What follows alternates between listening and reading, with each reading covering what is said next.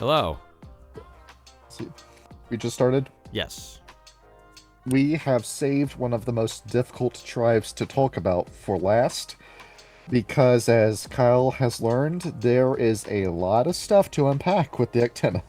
Yeah, there is. They seem to have an opinion on just about everything. Mm. I've been looking at both copies of the Uktena. I've been looking at first edition, I've been looking at second edition. I was just telling Kyle about this before we start recording. Um, I like first edition more in terms of the Uktena, Yes. because we've talked before, we've talked about this several times because it's in lore, the whole Eater of Souls and Crotin plotline. So, funny enough, this book, first Wendigo. Sorry, I'm mixing all this up. This is what happens when you get super namey and esoteric with your game. Yeah, it's like you keep fucking the up the names. the Uktena first edition is way more triumphant. It makes the Uktena look extremely competent, and this book was written with some foresight because this didn't release until 2003, dude. 1 year before everything closed up shop with World of Darkness, and their second edition book released hot on the heels of this one. Um, it's kind of fucked up in a way because if you wanted to play as the Native American werewolves, you really did get shafted for years. Well, yeah, it was either the Wendigo or the Uktena. The Croatan were Yeah, neat as far as lore goes, but like ultimately kind of impotent in the World of Darkness in general. It's just kind of a plot line. and It's like, yeah, there was this tribe here. They gave their lives to defeat the Eater of Souls, and now they're gone. It didn't quite turn which into is, like what the White Howlers did with the Black Spiral Dancers. That caused significant repercussions for the World of Darkness. and that can start a whole conversation because J.F. Sembrano's infamous post about everything that went on behind the scenes at Renegade Studios writing Werewolf 5th Edition, and how Justin Achille and Muammar might be low-key racists. Um, Not my words. Saying that for legal reasons. But yeah, it really does show that when it comes to Native American representation, it honestly does suck with tabletop games. And the Wendigo book brought that up in one of the pages. It said, "Fuck Tanto, fuck all these books like Last of the Mohican. Why can't Native Americans tell their own stories?" And I do agree with that, but I don't think it should go to the point of nobody but Native Americans can write about Native Americans, because at some point you just gotta tell a story. But Oh it yeah. feels like in like the whole like meta sense, that it is kind of shitty that the Uktena were dead last with the Wendigo, because this is a genuinely interesting story to read about. And the Uktena, we've been talking about all the different strangleholds of the World of Darkness, and the Shadow Lords have a plan, the Glasswalkers have a plan, the Getafinris can just go without a plan because the Getafinris are the Getafinris, and the Getafinris are badass. The Uktena have a plan, and it's a pretty big one. And if they get their way, I think the World of Darkness might have a happy ending if they win. Really? A lot of people are going to get hurt in the process, though, but ultimately it would be the cleanest of out of all the outcomes. Well, I mean, their whole thing is searching for like the all of the secret. I mean, yeah, the Silent Striders are doing that too. They're doing that out in order to try and break their own curse. The Uktena are just trying to know as much as humanly possible. Mhm. And they found out some pretty big secrets, and we're going to go into detail about that, considering my favorite Bali comes up in this book. So Which one would that be, or do we not anytime, get to know yet? a- anytime I see Huitzilopochtli's name Oh, come up in one of these books, I get super excited. because yeah, because Aztec mythology is wild.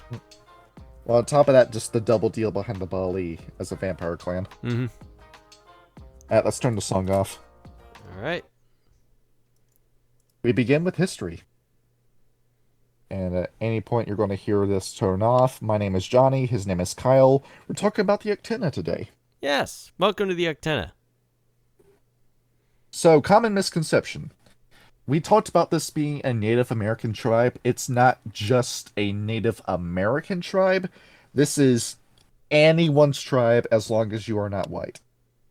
Yeah, And basically. we talked about the Wendigo, how the Wendigo will only let First Nations and other Native Canadians within the Wendigo tribe. The Uktena will let anyone in from any background as long as it's not European heritage. Just like the Wendigo, this tribe fucking hates white people, but they don't kill them like the Wendigo do. Instead, they make them get on their knees and genuflect before them and admit for all the crimes their ancestors did and demand reparations money from them. Um, Essentially what you're seeing going on in like different Antifa events and all that horseshit. Yeah, it's like, I mean, yeah, like show humility, but at the same time, have some dignity. I mean, your ancestors aren't you. Like, pick yourself off the ground.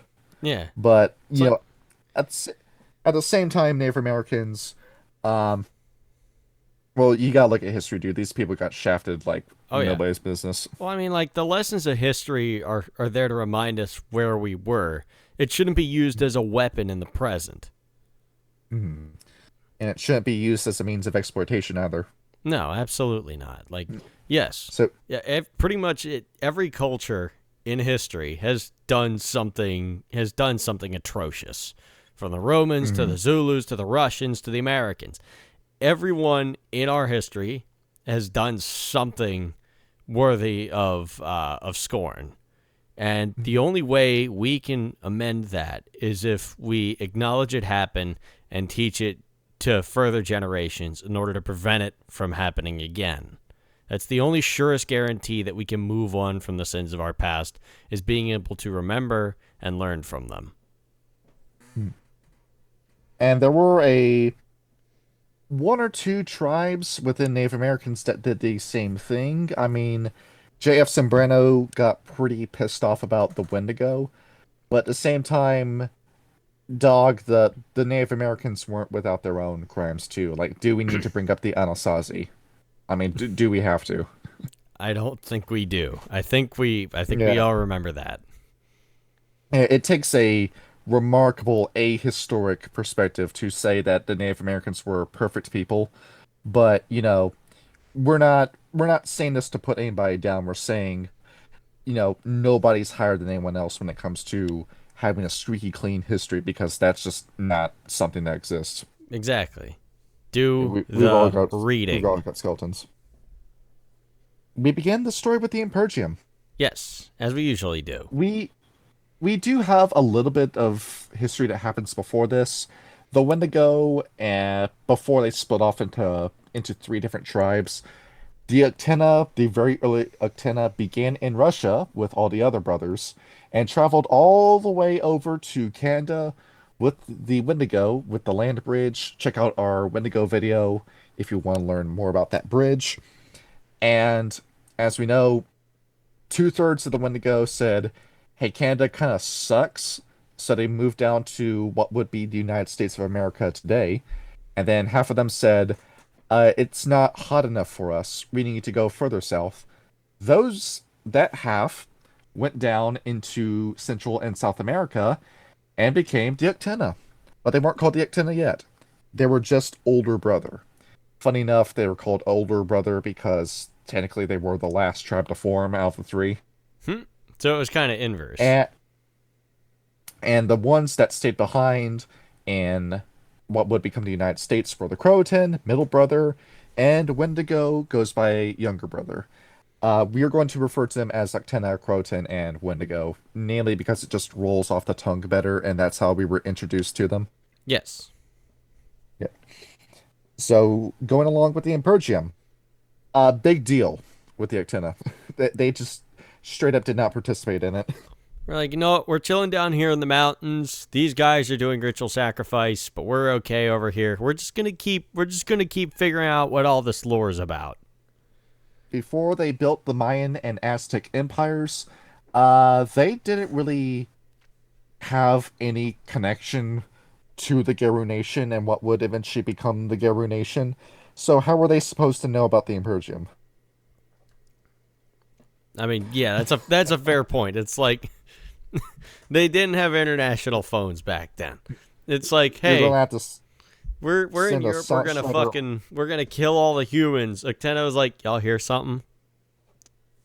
just a Assange Shredder has to think of a big a big sept that he's going to teleport to from Russia all the way over to America and then travel by foot all the way back down to South America just to tell them about the Imperium. That's not going to happen.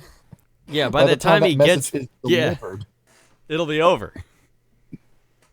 So straight up, they just did not participate in the Imperium. They had their own kind of Imperium instead. The Pure Lands is what the Uktena, Crotin, and Wendigo called America, but that's not entirely true. It gives the impression that there just weren't any worm spirits in the Pure Lands. No, there were worm spirits, all right. There were horrible monsters, borderline demons running around, the rejected creations of the Defiler Worm. The Defiler Worm was making her best Fomori in Scandinavia, and the rejects, the messed up recipes were sent over to the Pure Lands. So the Pure Lands were a shithole at the time. You want to know who turned the Pure Lands into the Pure Lands? The Uktena. Yep, these guys were bad asses, starting from what would be Texas, going all the way down to Argentina. These guys led a warpath purging worm monster left and right. They were this cleansing force that made the Pure Lands pure, with just the sheer amount of worm monsters that they killed, going to, Just going stacking on their little bodies. pilgrimage. Oh yeah, these guys were badass. See that they didn't fuck around. But during that time, the Uktena of the Uktena comes into play. The Uktena. Do you know what this creature looks like? No, actually. It is a big damn snake with the antlers of a deer and giant eagle wings. Could we get a picture of that for the folks at home to see? I'm pulling up one. I found this one off of ArtStation. Artist's name is Kimberly Matia, All right, cool. Send her over. or at least I believe that's the name. Pasting this in history pages. 1, 2, 3. Here you go. And open link, please. Yeah, There he there is, we go. big damn snake. Yeah, that's scary looking. What do we remember about snake spirits, Kyle? Aren't they wormish? Yes, they Yeah, all that's have what a I wormish thought. origin.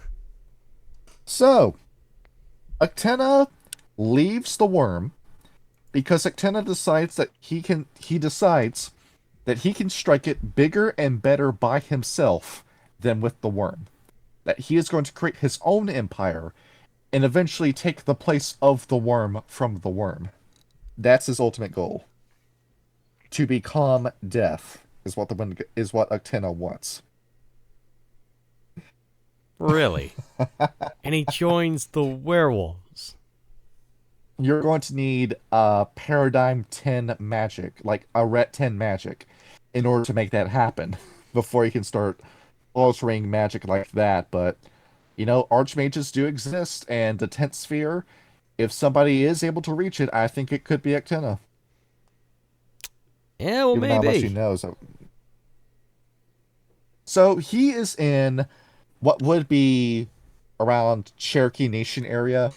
Say from Virginia to Florida is around where he is. And he starts in Canada. And he's this giant snake that's going around in physical form, not spirit form, eating everything. They went to go look and say, what the fuck? This snake's flying around eating everything. They try to kill it. Uktena dodges every blow and flies away. And then flies over to the crotin, eats a bunch of crotin food. The crotin try to kill it. It flies away. The Uktena see it. And by this point, they heard from the Wendigo and the crotin that this giant snake's flying around, and any attempt they did at trying to kill it failed. So they think, how are we going to catch this guy? I looked up the whole legend of the Uktena too. The hero of this story is Nunitsi, spelled Agunitsi. That's how you spell it. All right. So, Nunitsi decides he's going to consult Grandfather Raven first, or just Raven, the head spirit of the Korax. Oh, by the way, these guys were talking to the Korax. Well, everybody talks to the Korax. And the Korax loves everybody. This guy goes over to Raven, and on Aganunitsi says, "How do I kill this snake?" And Raven says, "Hell, I don't know, man. I mean, I've been looking at this. My Korax don't know how to do this either. Maybe ask Owl." So Aganunitsi travels over to ask Owl and says to Owl, "Hey, how do I kill this giant snake?" And Owl says, "I wish I could tell you. I've been observing them too. I have no idea. There's one person who might know. It's kind of risky. Grandmother Spider. The Weaver was already known as a control freak around this time. Uh, Oh yeah. I don't think they knew that she bound the worm yet, but anytime the Weaver gets involved in anything, she demands 100% control over whatever's going on. So Aganu Nitsi doesn't want to talk to Grandmother Spider, but it's worth it to try to kill the snake. He goes over and learns from Grandmother Spider that the weakness, allegedly, is the seventh spot on the back of the Uktena. From the head going down the tail, it's spot number 7. There, you will find a weak spot that will lead directly to the Uktena's heart. This is a lie. Oh, lovely. It's not an out-and-out lie, but it's misinformation.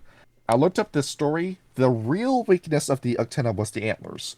You're supposed to break those completely off, is how the Cherokee story goes. And if you were to do that, the Uktena would just return to the form of an average snake, and then behold, you have no Uktena, you just have a snake. So, no trap if that would have happened. Instead, Aganunitsi sneaks up on Uktena while Uktena is asleep, gets a spear, aims it at spot number 7, and says, "I have you dead to rights. Surrender now, or I will kill you. I will only spare you if you agree to stop eating our food."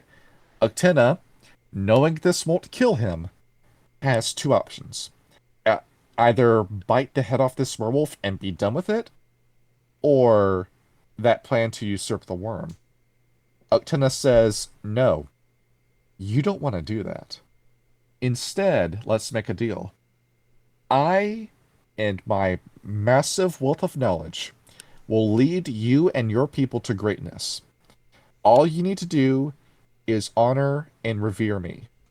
Aganunitsi says, "How am I supposed to do that?" Uktena says, "Give me every bit of information that I don't know to me. My unknown unknowns, what I don't know. And in doing so, I will give you the power over the entire world." And Aganunitsi takes the deal. And the Uktena tribe, as we know it, gets its name. So they were And then what born happens, Kyle? from a worm creature that just decided, you know what, I want to be better than the worm. Why don't I get these werewolves to help? Essentially a devil deal. That sounds way too risky. As you can see, there's a lot of shiftiness and shadiness with the Uktena. You saw that in the relationships with a lot of the werewolf tribes that we've done. Now you know why. Yeah, that makes sense. It's because a snake spirit only ever originates from one source, and that one source being the worm. Granted, the Uktena weren't purged because they're not as stupid as, say, the Ouroboran stargazers are by worshipping the worm directly. No, Uktena swears no loyalty to the worm whatsoever, Mm-hmm. and has proved it several times. So Next then, up, War of War Rage? of Rage, Yes, that's what I thought. which they also did not participate in. Uh, so, in South America, there are a lot of different changing breeds. Would you like to take a guess at some of them while I drink this water?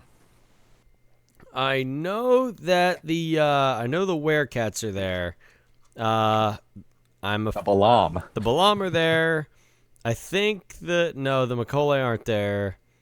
They are. Wait, they are?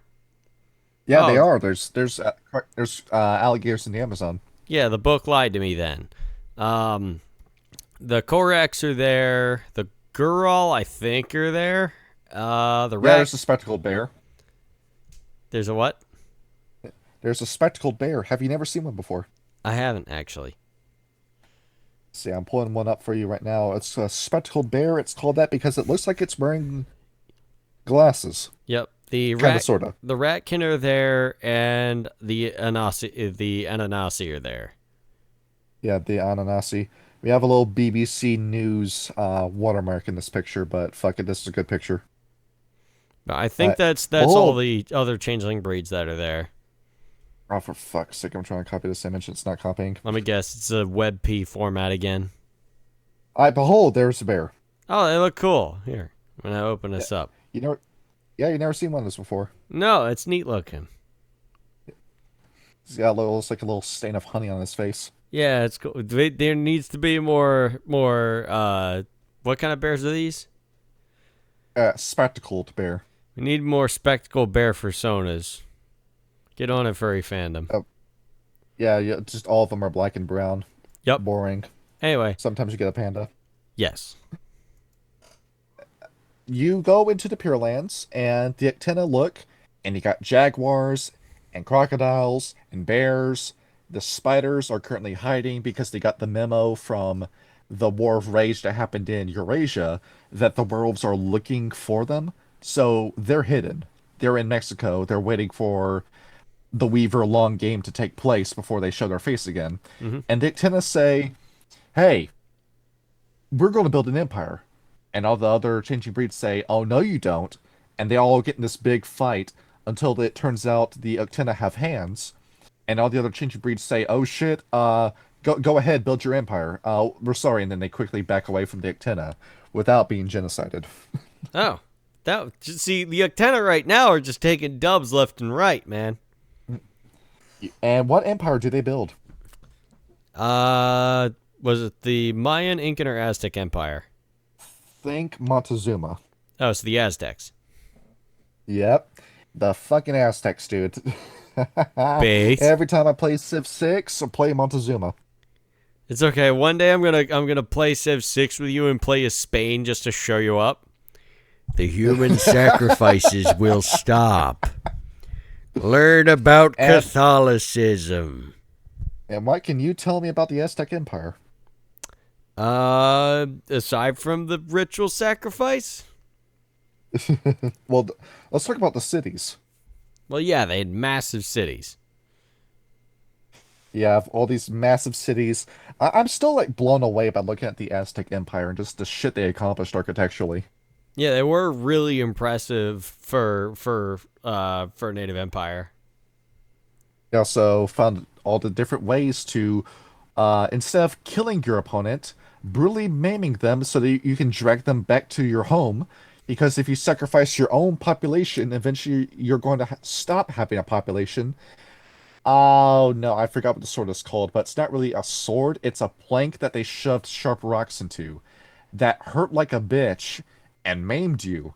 And then by using that instead of a sharp steel sword, they would have somebody to sacrifice. So, kind of smart, isn't it? Yeah, in a weird, fucked up, sacrificial way. Along with that, they had some pretty decent knowledge of medicine too, because they started going around, kind of like early science was made here. Well, they weren't the only civilization to accomplish this, but they would just go around, pick up a root, pick up a herb, put it in their mouth, figure out what it does, and it turns out some of these are poisonous, some of these are medicine. And then we can start prescribing these to our people so they don't die of illness. And behold, you also have one of the world's, at the time, biggest militaries. And then ultimately they all die of disease. Yeah. Disappointing. Well, I mean, I wonder what happens when you do a bunch of blood sacrifices and you don't wash your hands afterwards. I don't know. You tell me. I think they call it a plague. Well, at least we have the Mayan Empire. Mm-hmm. So we lost the Aztecs. The Uktena, of course, stuck around after that. But we still had the Mayans around the time. And the Mayans still existed until eventually they realized they weren't going to win the Age of Empires game and just surrendered. And, well, that's to very quickly summarize the history. Mm-hmm. But during this time, who else is active in this part of the world? In that part of the That's not a world, changing breed. Yep. During this time. fairies, I guess. Clan Bali. Oh, yeah, that's not good. So, Huitzilopochtli is implied in this book through second edition. We get to, I'll explain more about Hummingbird later, but Huitzilopochtli is in the area. And of course, Huitzilopochtli is waging his own fight against the worm, so to speak, because, as we discussed before, all the Aztec gods were actively trying to destroy the planet, and Huitzilopochtli was the one good guy trying to prevent that from happening. And he had a number two guy, Tezcatlipoca, who is a totem of the Balam, interesting enough. And this whole avenue is super interesting. That's why with 3.5 we're making Tezcatlipoca and Hummingbird a little bit more important in the game. Yeah, what Is did you? the grand scheme of what they will have learned about the worm. All right, that makes sense. You're asking me something? Well, no, I was wondering. It's like, were you gonna make them totems then? Oh, yeah, Tezcatlipoca is already a totem, Okay. but for the Balam, so we're switching him to an Uktena totem. And Hummingbird is already a very good totem. All right, cool. I'll tell you what Hummingbird does. It'll blow your mind. Yeah, when we get to that part of the episode. And things are good for a while. There's a big millennia-sized hole in the lore, and that's because the Uktena just really minded their own business. They said, we have our own empire, we don't really need to do anything. And the worm is pretty much covered. I mean, we're fighting the worm, the local vampires are fighting the worm, the mages. They start talking to the dream speakers, and they start learning magic from the dream speakers. Now you've got werewolves who are casting spells along with the gifts. The Uktena are fucking scary. Yeah, you know who they're very similar to? Who's that? I'm not going to tell you. We're going to save it for the end of the video. Oh, okay, cool. But they become a little too powerful for it to stay because what happens next? Colonization. The damn And the worm-comers. fucking order of reason has to ruin everything. So, yeah, wormcomers. This was equal parts Weaver too, dudes. Oh, yeah, very The much Weaver so. is just as guilty. So the Shadow Lords get to them first, and the Shadow Lords tell the Uktena, hey, look out. You've got a bunch of conquistadors over the horizon, and they're going to try to conquer you. And we've seen a strong wormish aura with them. They're not going to be nice about it. Let's try to form a bulwark against this. And the Uktena say, sounds good. Let's start teaming up and pooling resources. And everything is good up until a Shadow Lord steps into a temple and sees a Bane. And immediately assumes the Uktena are worshipping Banes. This is not entirely true. As you know from the camps, the Uktena learned a practice of binding Banes. There's an entire group called the Bane Tenders, Yep. where they will look around, look at Banes, and seal them inside of objects. Because they know that if they kill a Bane, it's just going to return to Malpheus, it's going to return back to the Umbra. We don't really gain anything from killing a Bane, so to speak. So we need to seal it. And while it's sealed, it's out of the game. Granted, we need to constantly look after the Banes because other Banes want to free those Banes. But until then, that's one less monster for us to worry about. That's one less Bane going around making Fomori and Black Spirals, even though they don't know about the Black Spirals yet. Yep. But still, So less when the work for them Shards- to have to do. And the Shadow Lords see this and immediately make an assumption that the Uktena are wormish werewolves. Granted, this is hot on the heels of the Black Sparrow dancers falling, so they assume that they've been talking to a new group of Black Sparrows this entire time, leading to them breaking that Bane out of imprisonment, leading to a domino effect where that Bane runs, frees another Bane, frees another Bane. All the Banes start breaking, calamity happens, and before you know it, the consumption worm appears. Oh, that's And when not that fucking good. And when that happens, the Shadow Lords quickly realize that they made a horrible mistake in doing this. The Uktena look at the Shadow Lords and say, yeah, you wish you fucking listened to us.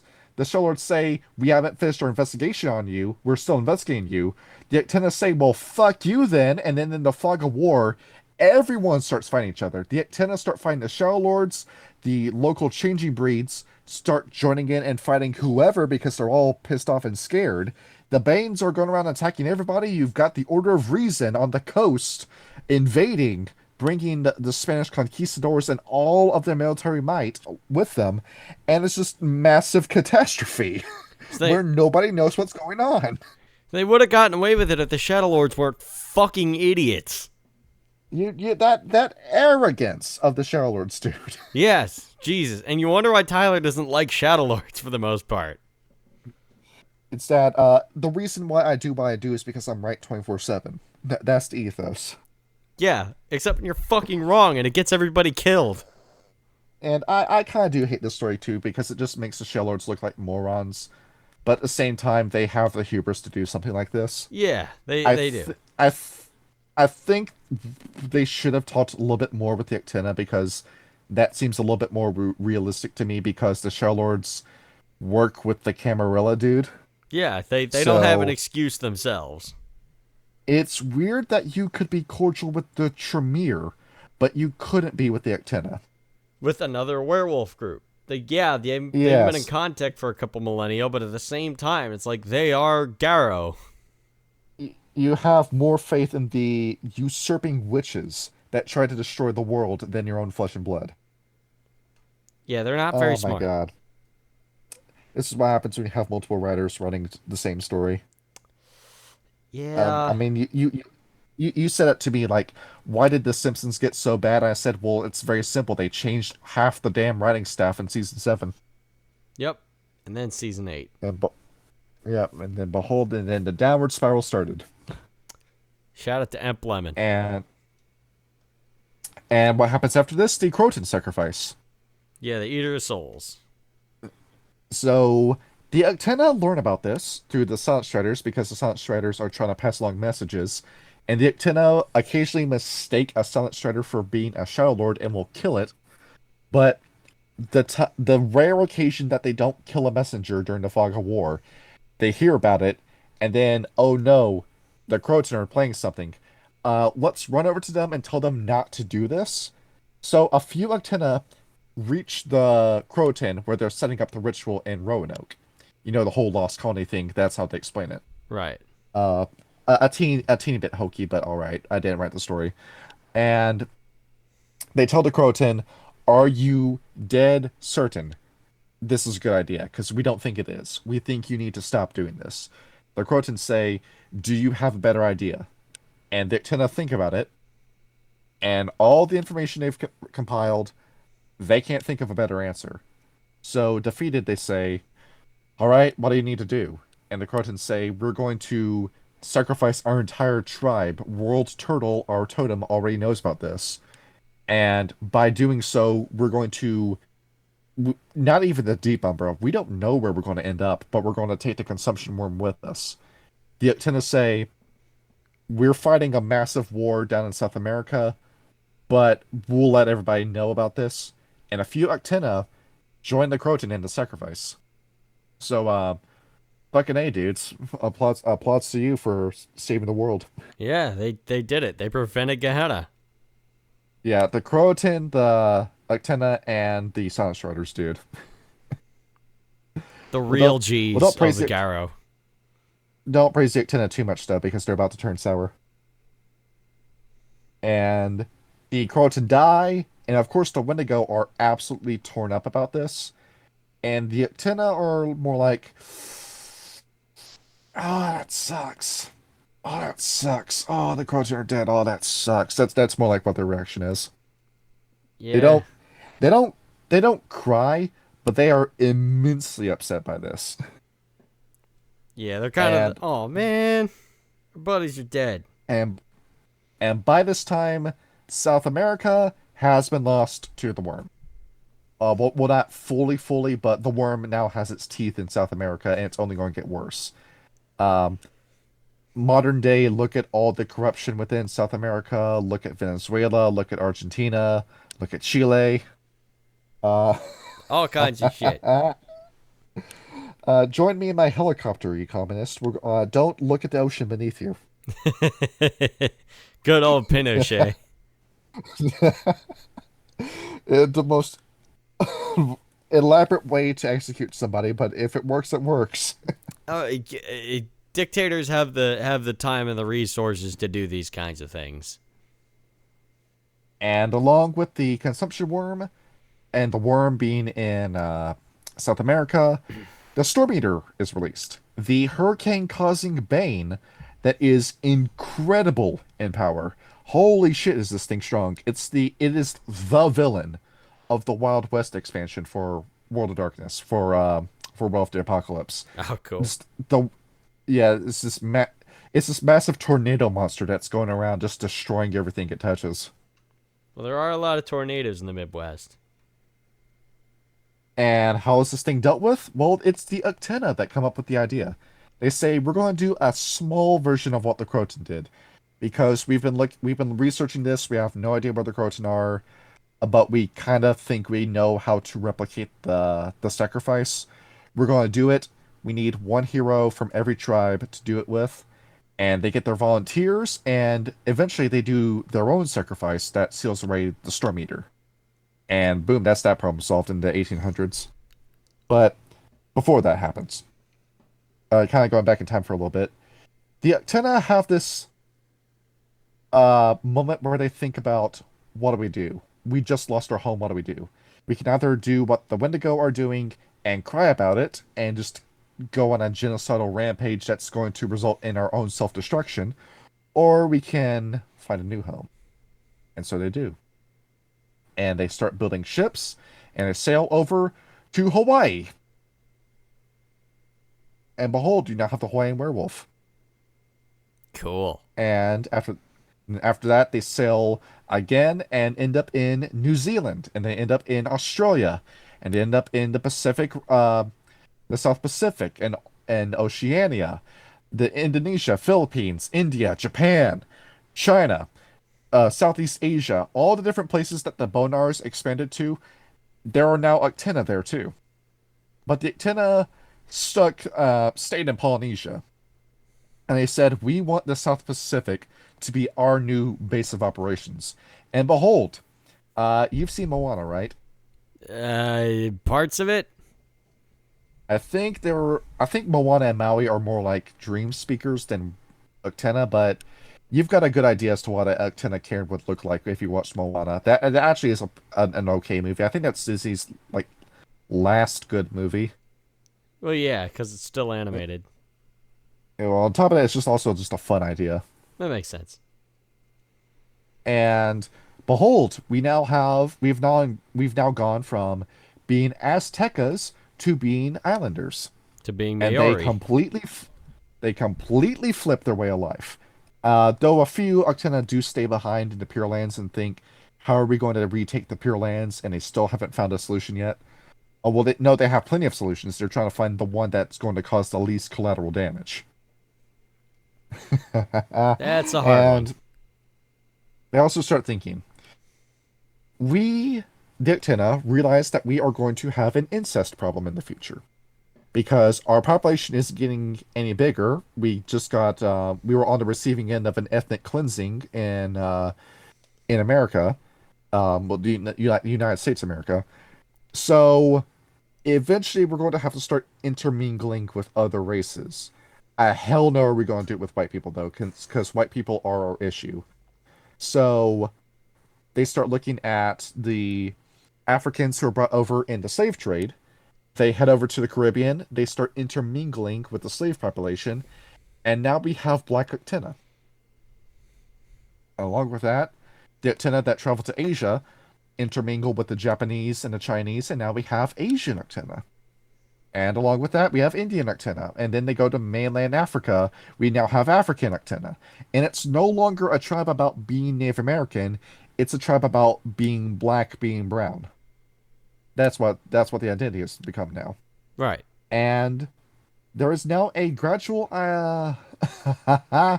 revenge plot with the Uktena. And that is white genocide. We're not talking about the conspiracy theory. We're talking about actual managing to pull it off, ethnic cleansing across a global scale. The Uktena fucking hate white people. They're not going to kill them. They're going to breed them out. And the plan is that they're going to do everything they can from the shadows to demoralize and destabilize any white nation while funneling as much money and power as they can into any nation where the majority is African, Indian, Asian, Latino, and Hispanic. And eventually they want to cause a race war that's going to cause the white population to die out and become a minority within their own lands. Just gonna helter-skelter them. Jesus. Yep. Wow, Sounds the like a fun Uktena plan, right? fucked up. Wow. It's that you take away our home, we're going to take away yours. Eye for an eye, motherfucker. Huh. How about that? And yeah, it's mean, but werewolves aren't exactly nice to begin with. No, they're After not. all, you've got that rage in your brain 24/7. Yeah. So the Uktena, don't cry for the Uktena. The Uktena are doing well. Not so much within the Pure Lands, but everywhere else, the Uktena are doing great. And it kind of works as an indictment of the Wendigo too, because the Wendigo were kind of ride or die, while the Uktena pretty much are better off now than they were when they were the Aztec Empire. Because think of all the influence they have globally because of this. Oh yeah, if they're comprised of every culture, they can communicate with every culture. It wouldn't surprise me if the Uktena were also behind the All Cops Are Bad movement too. Nah, that's That- more a that if Bruja they- thing than it is an Uktena thing, I think. The Bruja were all about that to begin with, and of course you have stuff like Delta Force, where we're going to infiltrate 9/11 protests and cause them to turn into violent riots, and then let the government bail us out, which the Bruja definitely do. Yeah. But it wouldn't surprise me if the Uktena were also stoking the fire.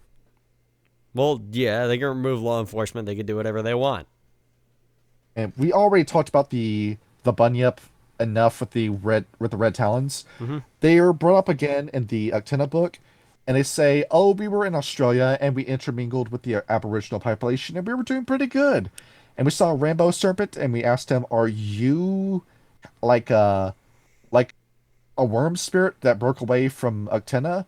And the rainbow spirit said no. And they start saying, 'Well, what are you, rainbow spirit?' And they start talking with the rainbow serpent, who is the totem of the Bunyip. But we can do like a short episode on the Bunyip at some later date. But Yep. they're becoming best friends with the Bunyip, and they say, "Well, it's almost like we didn't lose the crotin. We have filled the crotin hole with the Bunyip."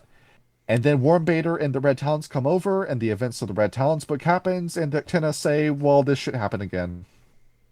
Great. Well, I guess we're going to have to genocide all Red Talons too.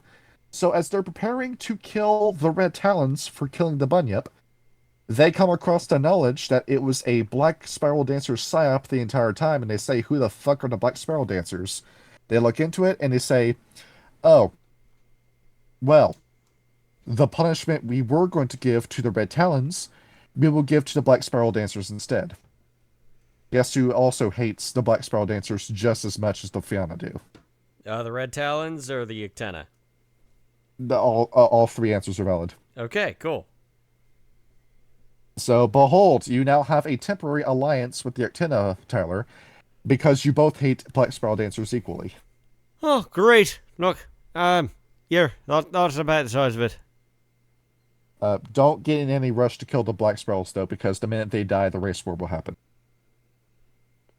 Well, I mean, And you think if we fight alongside each other enough, I mean, then we'll be alright. I mean, I think we've gotten over our differences.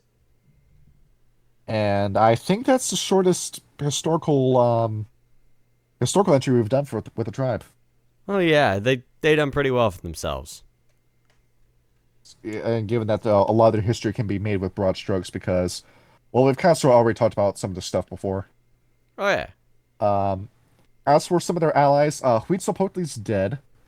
I'm very upset about that. Don't cry for Tezcatlipoca, he became a totem.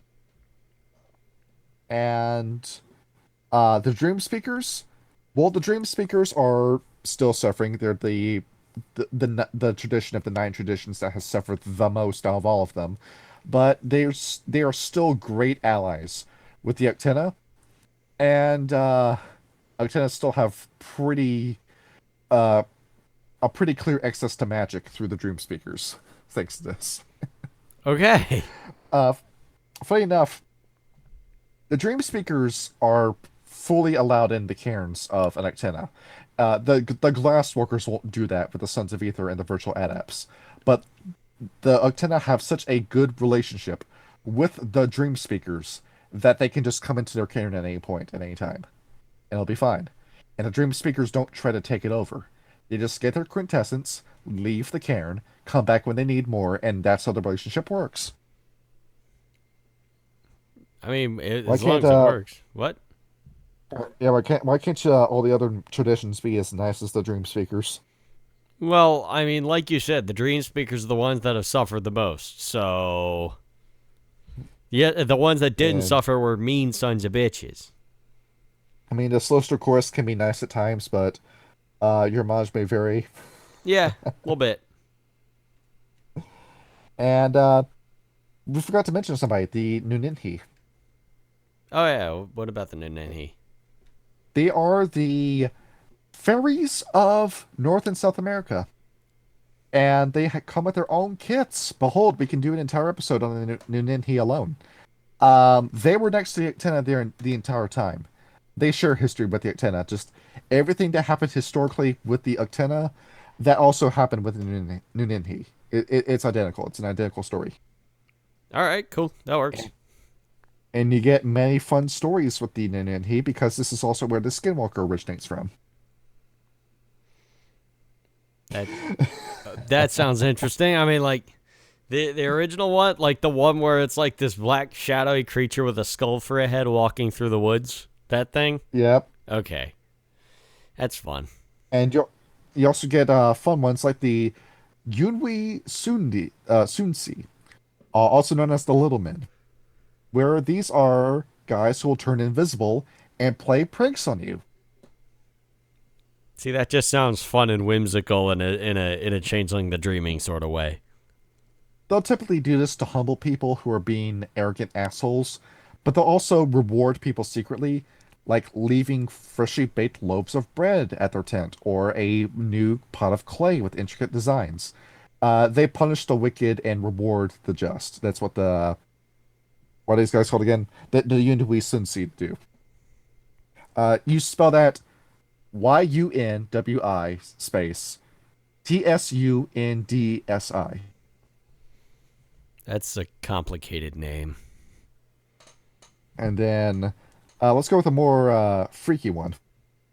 Let's talk about the Kenotili. Okay. And these are the tree people. They live in the trees, and they are the masters of traps, who will make traps for you with their fey magic. And once you're in the trap, they will shoot you in the head with an arrow. That's a little fucked up. Why would they do that? And then they will take your dead body and drag it into the woods. So it's the Slender Man, but with an arrow. Yes. That's lovely. The Unseelie and Seelie courts exist here too, but they're not they are the court, but they're not the court. So Right. fun times. And Burial they still alas. talk to the Nuninhi. They have a very good, very cordial relationship with the Nuninhi. Um, Something else to talk about before we go into auspices, the Litany. How do they treat the Litany? They look at the Litany like it's a crock of shit, where after the Pure Lands were conquered, they got sent copies of Litany, and they looked at them and said, "Well, why the fuck do we have to follow these rules? We didn't write these rules." But then they looked at the rules and said that the rules are good enough, so we'll follow them when the situation suits us. Yeah, Like so Gurus shall not meet with Gurus shall not meet with other Guru. Um, they're kind of mixed about this. I mean, after Moon there Heart. are me there are plenty of metas within the Uktena, and with the Uktena, it's a big deal when it comes to metas. If a metis can pull their own weight, boom, you're allowed in the tribe. Why should we treat you any differently? Say, you know what? I mean, That's some good thinking. I think my tribe needs a little bit of that. after all, the Shellers are beginning to prove that it's a pretty good idea to have a bunch of metas, considering that there are guys who grow up in the nation and know all about the nation, and you don't need to hunt down your kid after he goes through the first change with a metis, because they're born with these powers, and they tend to make some of the best warriors within the Geru nation. Yeah, I think my tribe needs a little more of that. See. And they are a little cautious about it, though, because they say if we make too many metas, that might be a bad omen. Because we see no problem with making metas, but making too many metas, that's an issue. Well, yeah, because then none of Because them can breed. yeah, it's going to exhaust the gene pool if they do that. So when the moment fits them, they follow the litany. Yeah, it makes sense. And now for the auspices. And most of these auspices are pretty easy to understand. I do want to go a little bit into detail with the Reganash. All So right. this is cool. How much do you know about the Hopi? We did a little bit of talking about the Hopi back in like elementary school, but not a whole lot. The Hopi and the Navajo have a divine jester called the Heyoka. Take a drink. And the Heyoka was the tribal clown, like a court jester who would follow the chief, and they would mock things. And if it could be mocked, it wasn't perfect. So if it was mocked, then that meant that that thing that they were mocking needed to be improved in some way. And so, boom, that's the Ragabash. I mean, like perfectly That's stated right there, that's the Ragabash. that's kind of fucking incredible. That's a great idea. Yeah, this is just a really smart idea to have because you need skeptics like this, so you don't breed in ignorance. You don't breathe in your own farts as a society and go down this. You just don't circle the toilet bowl as a country. Something modern day American politics not being able to take criticism. Yeah, a little bit, but And still, these that's guys great. go. These guys aren't so much spies, the Ragabash Uktena, more like the Socrates kind, where they're constantly asking questions and seeing if there's a weakness that they can exploit in any situation. They also make for pretty deadly lawyers, dude. You said All lawyers right, or warriors? lawyers. Oh yeah, that makes sense. And behold, they know the laws of well multiple nations, and they can argue out of anything.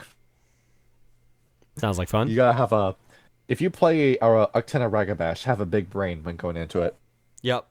Jack up your int and your charisma. All right, the Theurge. You know about Nightwolf from Mortal Kombat. Yeah, yeah. All right, behold, that's the Theurge. All right, no more explanation needed. We can go on to the Philodox. Uh, Makes sense. all right, the Philodox. Behold, it's your typical trope of the tribal chief. In any movie that you have seen where there is a Native American chief, behold, you now have the ultra wise, always stoic, very calm but very stern judge of the Guru Nation. And of course, the Actenas are pretty revered. They really do revere the Philodox because they understand that you are a Guru nation. You need people at home to make a nation. It's better to be a warrior in a garden than a gardener in a war. But at the same time, what's the warrior going to do when the war is over? And So they keep that in mind. They're good at planning you, ahead. I'll give them that. yeah, you need a nation to return to. So these are the homemakers, where they are constantly retooling what their plan is going to be. They have a pretty good relationship with their Ragabash too. I mean, the Ragabash do get annoying at times, but they have good things to say. That's And the their Phildocs job. try to keep everybody. They try to keep everybody happy too. They're like human resources when it comes to the tribe. I'm gonna report you to the Phildocs. Yep. The Galliard. What are the two big instruments of just about any, well, really any indigenous culture? Drums and rain sticks. Well, I was going to drums and woodwind instruments. Oh, that's true as well. A lot of flutes. Yeah, so you got the Galliard. He's got either a drum or a flute, and he is casting his gifts, and if he learned it, his dream speaker magic through music. Behold, you now have a tribal D&D bard. I mean, as somebody that played a D&D bard for a long time, that's pretty tight. That's something I feel is missing from D&D 2, where you have a lot of bards who are depicted as guys in frilly clothes with lutes. No, give me a guy who's in a loincloth with a war drum. I want to see that bard. That's actually, yeah. We need more of those. More tribal bards. Also with the Galliard Uktena, they're going to put the fear of death into you because you mentioned the Maori. You've seen their war dances that they'll do. Oh yeah, they're fucking terrifying. Exactly that. Exactly that. Imagine a wolf doing that. Yeah, I'd shit myself. The battle begins with the war dance led by the Galliard, and you know you're going to die when you see that. You have to come with a massive army. And then the Arun. All right. Behold. Uh, think about Maui from Moana for a minute, Yeah. and that you got this big, like diesel, massive shoulders, um, either Polynesian or Native American man, typically with a big damn weapon that's the size of their body, charging after you. What are you going to do? You're going to shit your pants when you see that guy. Yeah, you're gonna get your you're gonna get your head caved in. They also mentioned with their Arun in particular, you still have the roleplay effects from having that much rage in you with the Arun, but these Aruns tend to keep a calm head. They typically don't want to fly into frenzy. They say the warrior that gets pissed loses the fight. So they go into war with a cool head. And you'll have Aruns who are tactical and will think, what do I need to exploit to get a victory? What aren't you doing? Are you not protecting your head? I'm going to go for your head. Are you going through a loop? If I see a recognizable loop in your attack pattern, I'm going to form an exploit. If you keep punching at my head, I'm going to duck down and I'm going to hit you with an uppercut. That's how the Arun Uktena works. So they're actually smart fighters. The Uktena are geniuses, dude, that just nobody knows it. Yeah, they're fucking brilliant. These guys are evil geniuses. With a lot of connections. Let's talk about camps now. All right, camp time. Time to go to camp, fellas. So, they have a lot to say about all they have quite a few camps. So this is going to take me a minute. So we're going to start off first. We have the Earth Guides. So the Earth Guides, their main goal is to pay attention to the world around them. Particularly, they're fond of human lore, but they also collect the lore of kinfolk, lupus, and other changeling lore. They are among the oldest of camps in the Uktena. As we said, Uktena made a deal that they have to collect as much knowledge as humanly possible. And therefore, their knowledge of the world around them is absolutely immense. Anything that humans consider culture, they will study. And because of their activities in, participating with human culture, they're likely to become activists when in hominid form. However, they do lament they get a bit too caught up in their discoveries of the past and not enough focusing on the future. Now, keep that in mind, Tyler. Take the idea and run with it. You spoke with the La Sombra Herald in an episode. The guy in the black mask. Oh, here's a cunt, fuck him. And you remember what he said about say La Sombra being in the Mediterranean Ocean, being worshipped as a deep god, and every time he would go into the ocean, he'd come back just a little stronger. Yeah, something like that. What other cultures would have had something like that? Going into the ocean. Yeah. No, talking to a monster with power on the scale of that. La Sombra just didn't learn how to get stronger from the on his own. No, he was talking with the abyss. And what creatures were coming out of that he was killing and gaining the power of? I was coming out of the abyss of the Umbra. Uh, Think about this for a second, dude. Lovecraftian shit. How many ancient civilizations would have summoned something on the scale of a demon like the Bali do, only to be wiped out? The Bali's daemonian power implies the existence of elder gods, dude. Yeah, like Cthulhu, Cthulhu, and all the other elder gods exist in World of Darkness. so that So, so that fucking shitty bastard's been eating Cthulhu sort of demon. and think about that the Earth Guides know about that. If they've been researching all this information, they know about the existence of these creatures. And they didn't figure You it's know, important to tell any of us about it. the the elders are hanging on to this secret.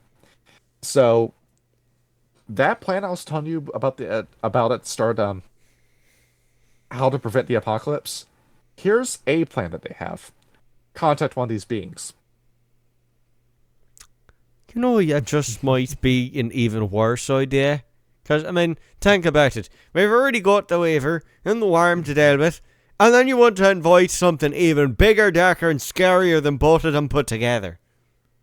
Well, think about it. It's going to kill the worm. It's going to kill the worm, an elder god with power beyond comprehension. Do you think the worm's going to be able to kill that?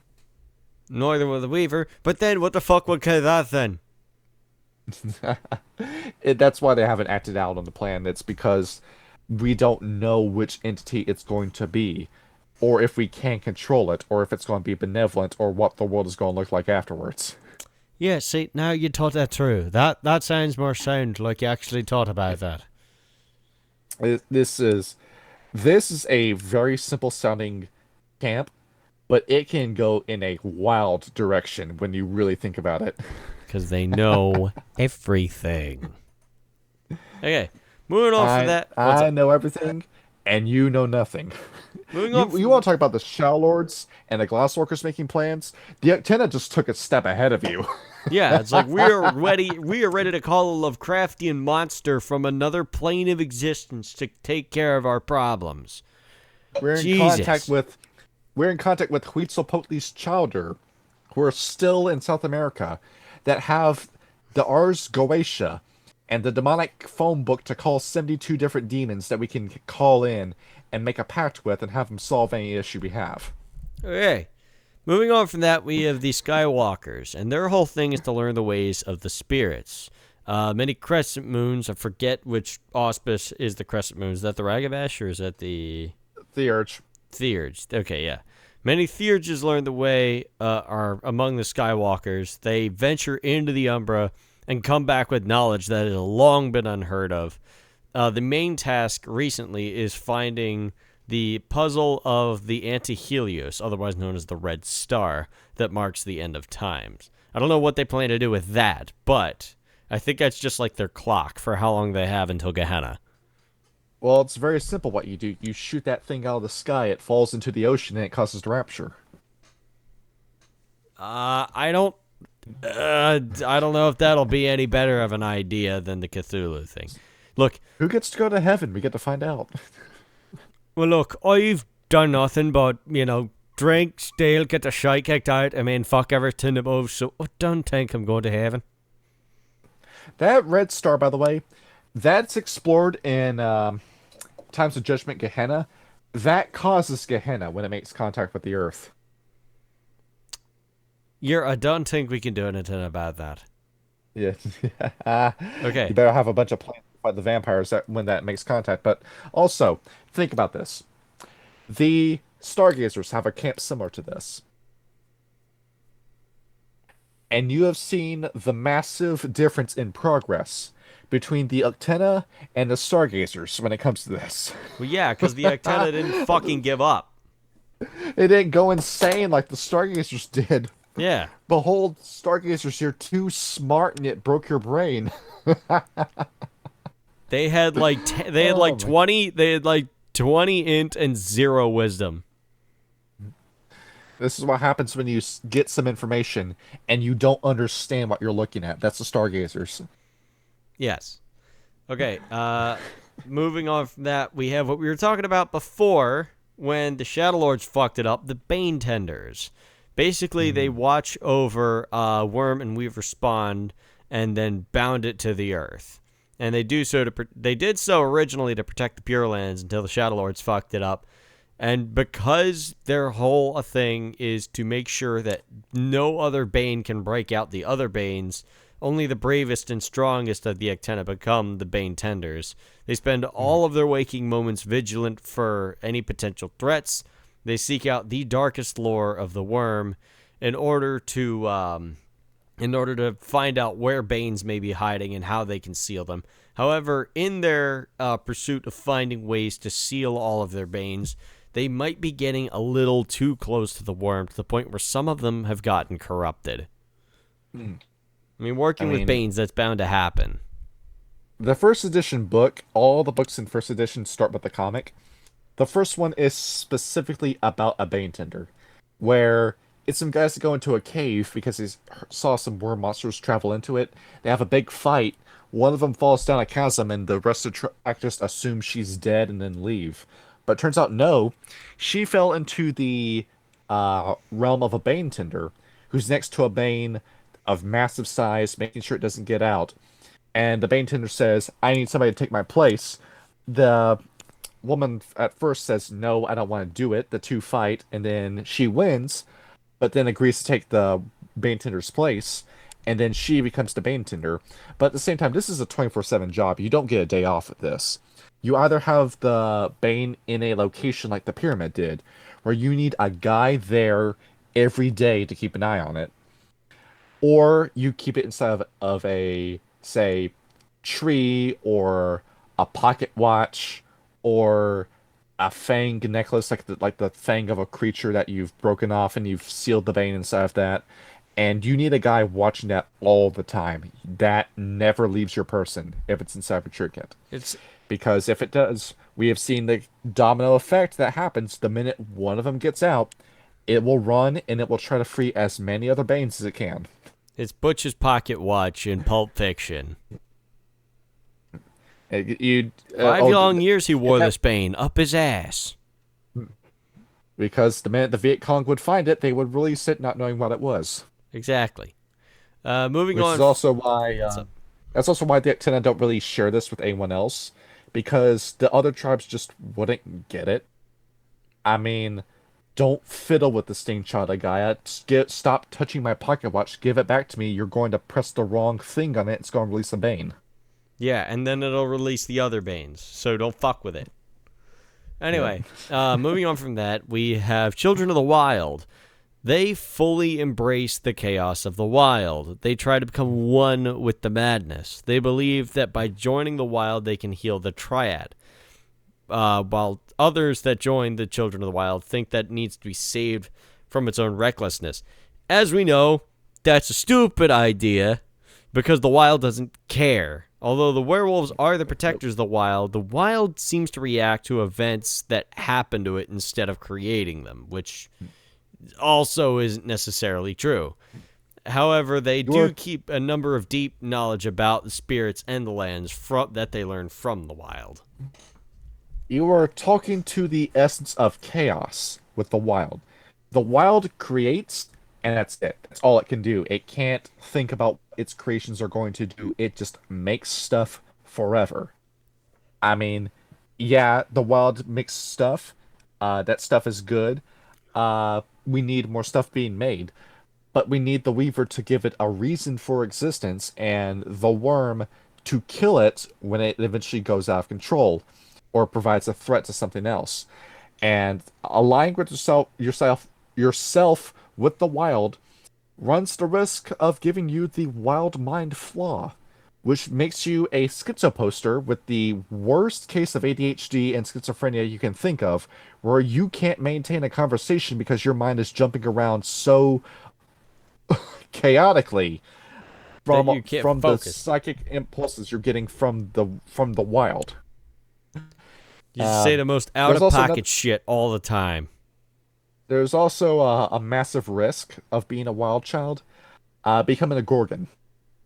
We're not talking about the Medusas. We're talking about the people possessed by wild taint that turn into these abstract, weird as hell monsters where you have no idea what the hell you're looking at. You can't even tell that the thing was supposed to be a man.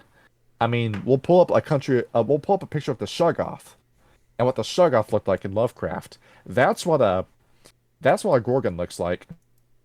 Do you have And one of those on you? you Yeah, I'm pulling it up right now. You can't converse with it. You can't understand it. You have no idea what the hell this thing is going to do. Just to give you an idea as to what a wild child will look like if they don't take their responsibilities with the utmost seriousness, here you go. Oh, Jesus Christ. It looks like an enemy from Metroid Fusion. That used to be a man. Good God. Yeah, that is some Metroid Fusion shit. That looks like a boss fight. I'd fight that in Metroid. Yeah, talk to the wild at your own peril. Yes. That's fucked up. Otherwise, call a woman in Chozo powered armor. I don't know. To call him. I don't know who you're going to call for this one. Ghostbusters.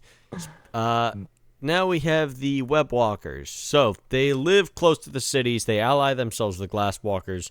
However, unlike the glasswalkers, they revel in technology but treat it as their servant. They do not let it consume them. Some seek understanding in their technology. Some seek healing from it. And in doing so have located several lost kinfolk in the city. They basically gather lore and information on the Weaver and sniff out worm infestation in the cities. Pretty simple. They're basically a more responsible version of the Glasswalkers. I was going to say Bunars. No, the Bonars they live in the cities, but they don't fuck around with it as much as the Glasswalkers. Well, why do you think the Bunars are in the cities? Well, because, I mean, they're not like fully Weaver aligned. That's just where they know how to survive. And they don't Well, all namely, live out there. They have they're the there in the metropolitan cities because they're keeping an eye on Pentex. That's why they're there. Yeah, and what are the Glasswalkers doing? Trying to drone themselves. So you got the Uktena who, this camp is like a little weak to me because it is like the Bonars by another name, but it makes a bridge for the Bonars and the Uktena to talk to each other, and potentially the Uktena and the Glassworkers to talk to each other. Yeah. So it could some good come of the Webwalkers. So they're more responsible Glasswalkers. You also get Uktena that use guns coming from that camp. Uh, First edition has a pretty badass image right at the start of the book of an Uktena walking with two guns in his hand. Oh, sick. Okay. I'll pull it up later. And then we have the Ghost Dancers. Their duty is to preserve the memories of the Croatan. They purify the lands, they find stories about them, and they practice this ritual dance taught to them by the Wovoka called the Ghost Dance. Originally, it was a rite of the Patuekin, and they believe that, and they use it in order to help conjure the memories of the Croatan and restore the land as their charge. And they believe that caring for the land is more important than fighting over it. Sort of Dias Ultimae in that way, except they're really just protecting the land that exists as opposed to trying to fight for it back. Pretty peaceful tribe. You notice there's also a the Wendigo camp that has the same name. What, the Ghost Dancers? Yeah. Yeah, so they got two of them that do that. Yeah, one of them does this. The other one summons the spirits of dead bison to chase you out of your home. Yes. And the book laments that they hope that nobody uses the ghost dance as a weapon of war, and then they realize, oh wait, little brother's already doing that. I think we're a little late on that one. Yep. After them, we have the scouts. They do exactly what scouts do. They seek out information and knowledge. They roam ahead of the packs to bring back knowledge and intel, and nowadays often act as messengers between tribes, sort of doing what the Silent Striders do. They are highly respected in the tribe for their willingness to keep the Uktena connected, because we talked about how spread out all of their tribes are. They're a lot like the Whispering Rovers of the Fianna in that regard. Some serve as medics or as heralds to the spirits, and they form these small questing packs that hunt for deep secrets in the Umbra. So basically, they help tie everybody together, make sure that everybody's on the same page in the Uktena. And they have a subgroup as well, known as the Raiders. They take the mission for intel gathering a little too far. They seek out lost fetishes, talons, and any powerful items they can get their hands on. They claim to destroy anything they find that is worm infested, but there's no guarantee they do that. And they distrust everybody else in the Uktena. Like, even if another Uktena starts asking them questions, they are likely to kill them if they ask the wrong question. This would eventually break off into be its own tribe, kind of like the Siberiak did with the Wendigo and Silverfangs. But notice something. Question: why aren't these guys hiring Silent Striders to be their messengers? I don't know. They're Egyptian. Well, here's the thing. This is a tribe that's based entirely around secrecy and hidden lore. Do you think they're going to share that with the tribe that talks to everybody? That's true. But then again, that could also come around to kind of bite them in the ass. Mm-hmm. Also, same time with the Silent Striders. Uktena, with all this land, why haven't you invited the Silent Striders to share some of it? That's a spectacular question. You're working for the same thing, aren't you? Just go ahead, join forces. No, that'd make too much sense. Anyway, we eventually compile and make the Silent Snakes. Yes, there isn't a whole lot of notes about this next camp, but they're one of the smaller ones. So they're called the Path Dancers. They are very commanding mystics who use gifts unfamiliar to the rest of the Uktena. And because of this, they are very, very selective about who they let join them. If you want to become a Path Dancer, you need to pass this initiation where you have to face their magic directly, or all of your memories of them will be wiped. You'll forget they even exist. There isn't a whole lot in the book about it. Notice they said they were magic. Yes, these are the people who have talked to the dream speakers, and just keep everything to themselves. That is a messy mechanic, though, to combine werewolf with mage, but it is possible. You will need to start adding. Probably, I'm thinking about where to put this on the sheet, but the ret gauge, where you now have the werewolf rolling d10s and extended rolls to cast spells.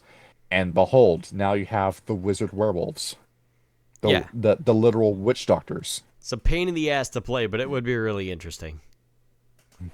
And then finally, sorry, go ahead. It's like most mages and werewolves are fighting for the same thing. They just don't talk to each other. Yeah, well, some of them do, and some of them don't. But then again, they aren't kinfolk, so it doesn't really count.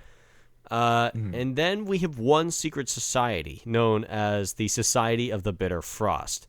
They have been entirely consumed by their hatred for the Wormcomers. The legend is told of a black spiral that arrived at Uktena Cairn, in which a great battle ensued, and the black spiral started kicking the shit out the Uktena. And then, as everybody was all battered up, the black spiral offered them another path. The Uktena that were in that battle had greatly envied the power of the Black Spiral and wanted to find a way to use its power. And once they had accepted the Black Spiral's deal to learn its gifts in exchange for its allegiance, they started to use it in order to kill as many of the Wormcomers as possible. They didn't dance the black spiral, but they let it stay in their cairn and then learned its power, so that way they could use it to kill wormcomers.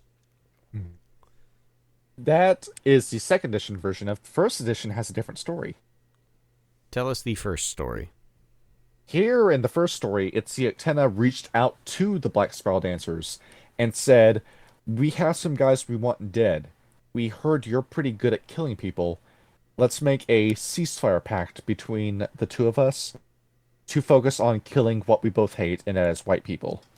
And the Black Spiral Dancers say, we hate everyone in general, but white people especially. And so the two go out and commit hate crimes together. Yeah, that makes sense. And behold, if you want to play a top-tier racist, you play a member of the Society of Bitter Frost. Yep. And that is all of the camps of the Uktena. There are a lot of them. And eventually, your werewolf will end up the same as Uncle Ruckus from the Boondocks. I have been watching that show way too much. It is hysterical. It's based as hell. I told you that was the most based show on television. It really is. It just is. Like, I honestly love the episode about Huey meeting Martin Luther King. Is that, well, everybody says it's the best episode. It really is. It's a great episode. Let's see. What's next? What's next to talk about? Well, we have relationships, gifts, rites, and totems. Do you want to do totems real quick? Let's do relationships. Relationships, and then we'll do totems. Okay. So relationships, starting off where it usually starts off with the Black Furies. So when the Black Furies first showed up to the Uktena, they came in friendship, especially to the women and the young, and they have very strong bonds with the wild, which the Uktena respect, and the wild's kinfolk.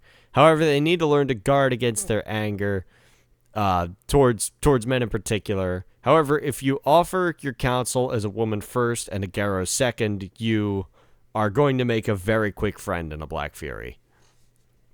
Basically, if you're a woman Uktena, you're going to be fine.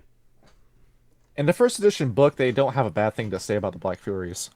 They say, these are badass women.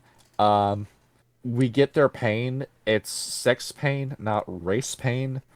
And most of them we will probably genocide in our eventual plan to make a race war. But for the most part, those who put the Black and Black Fury and all other races A-OK in our book. We don't have a bad thing to say about them. Yep. Next we have the Bonars. They are skillful, but a bit too close to the Weaver for their liking. They cower in cities, they bargain away their honor, and Rat isn't a good totem for them. We talked about what an abusive lover Rat is during the Bonars episode. And and while they follow Rat, all of their thoughts are with Grandfather Spider, with the Weaver. However, the hill folk will be fine. Anyone that lives outside of the cities and is still a Bonar, they'll be fine. They also talk about them in first edition saying, we really don't like the way they live, but occasionally we will drop an Uktena in a pack of Bonars and have him live there for a little while, because he comes back with a ton of intel after that stay. Exactly. Then we have the Children of Gaia. They have noble intentions and they want to make peace with the Uktena.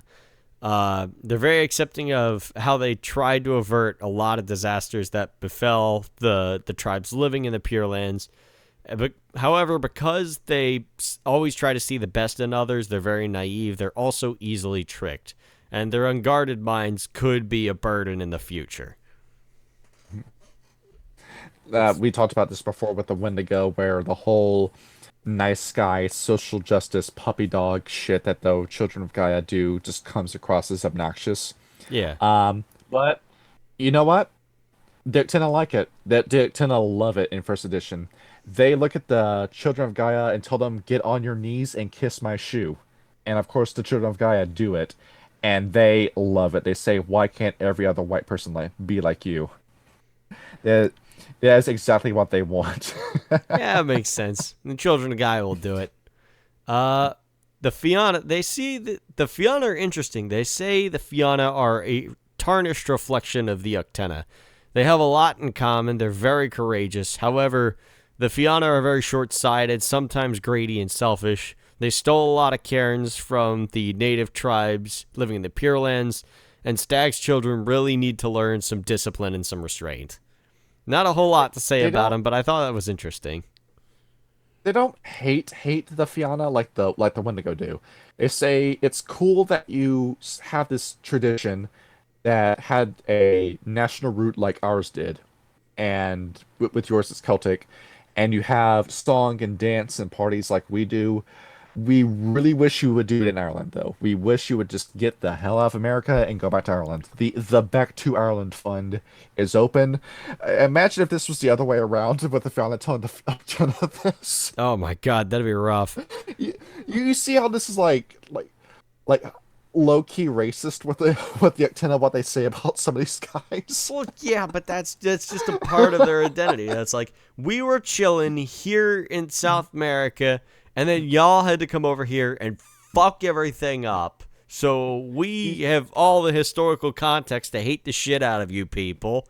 So we're going to go and make the largest group of not white people possible to fuck you guys over because of all the historical shit you did to us. You notice that everybody loses their damn mind when the Gefenris or Shadow Lords do one thing that is racist. But they tend to get away with all this. Oh, yeah. Cool. Their land was colonized. They get a pass. But yeah, then again, so is fucking ours. So is fucking ours. Look, just like yourself, you lost the crotin, we lost the White Howlers. And what happened to the crotin? They get remembered as heroes for all eternity in the Coronation. What happened to our best friends? They come back as black spoils and try to fucking kill us. See, you don't got a fucking problem to do ya. And look, because of them, and because of technocracy, we got kicked out of our land before you ever got a land to be kicked out of. So I don't want to fucking hear it. Anyway, moving on from then. The mistake you're making is that we respected the people of the nations that we visited. We have great relationships with the Chinese and Japanese. You just decided to make yourself at home. What fucking choice did we have? They was going to kill us anyway. Now the big one. Okay. The big one. The Get Ephemeris. There really aren't a whole lot of notes on this one, in all honesty. They are the deadliest and fiercest warriors in the Coronation. Go figure. However, they never teach patience and wisdom. They view the world only through a haze of blood, and that will inevitably lead to their downfall. Enough said. That is all they got. They say in first edition, get ready for an insult war.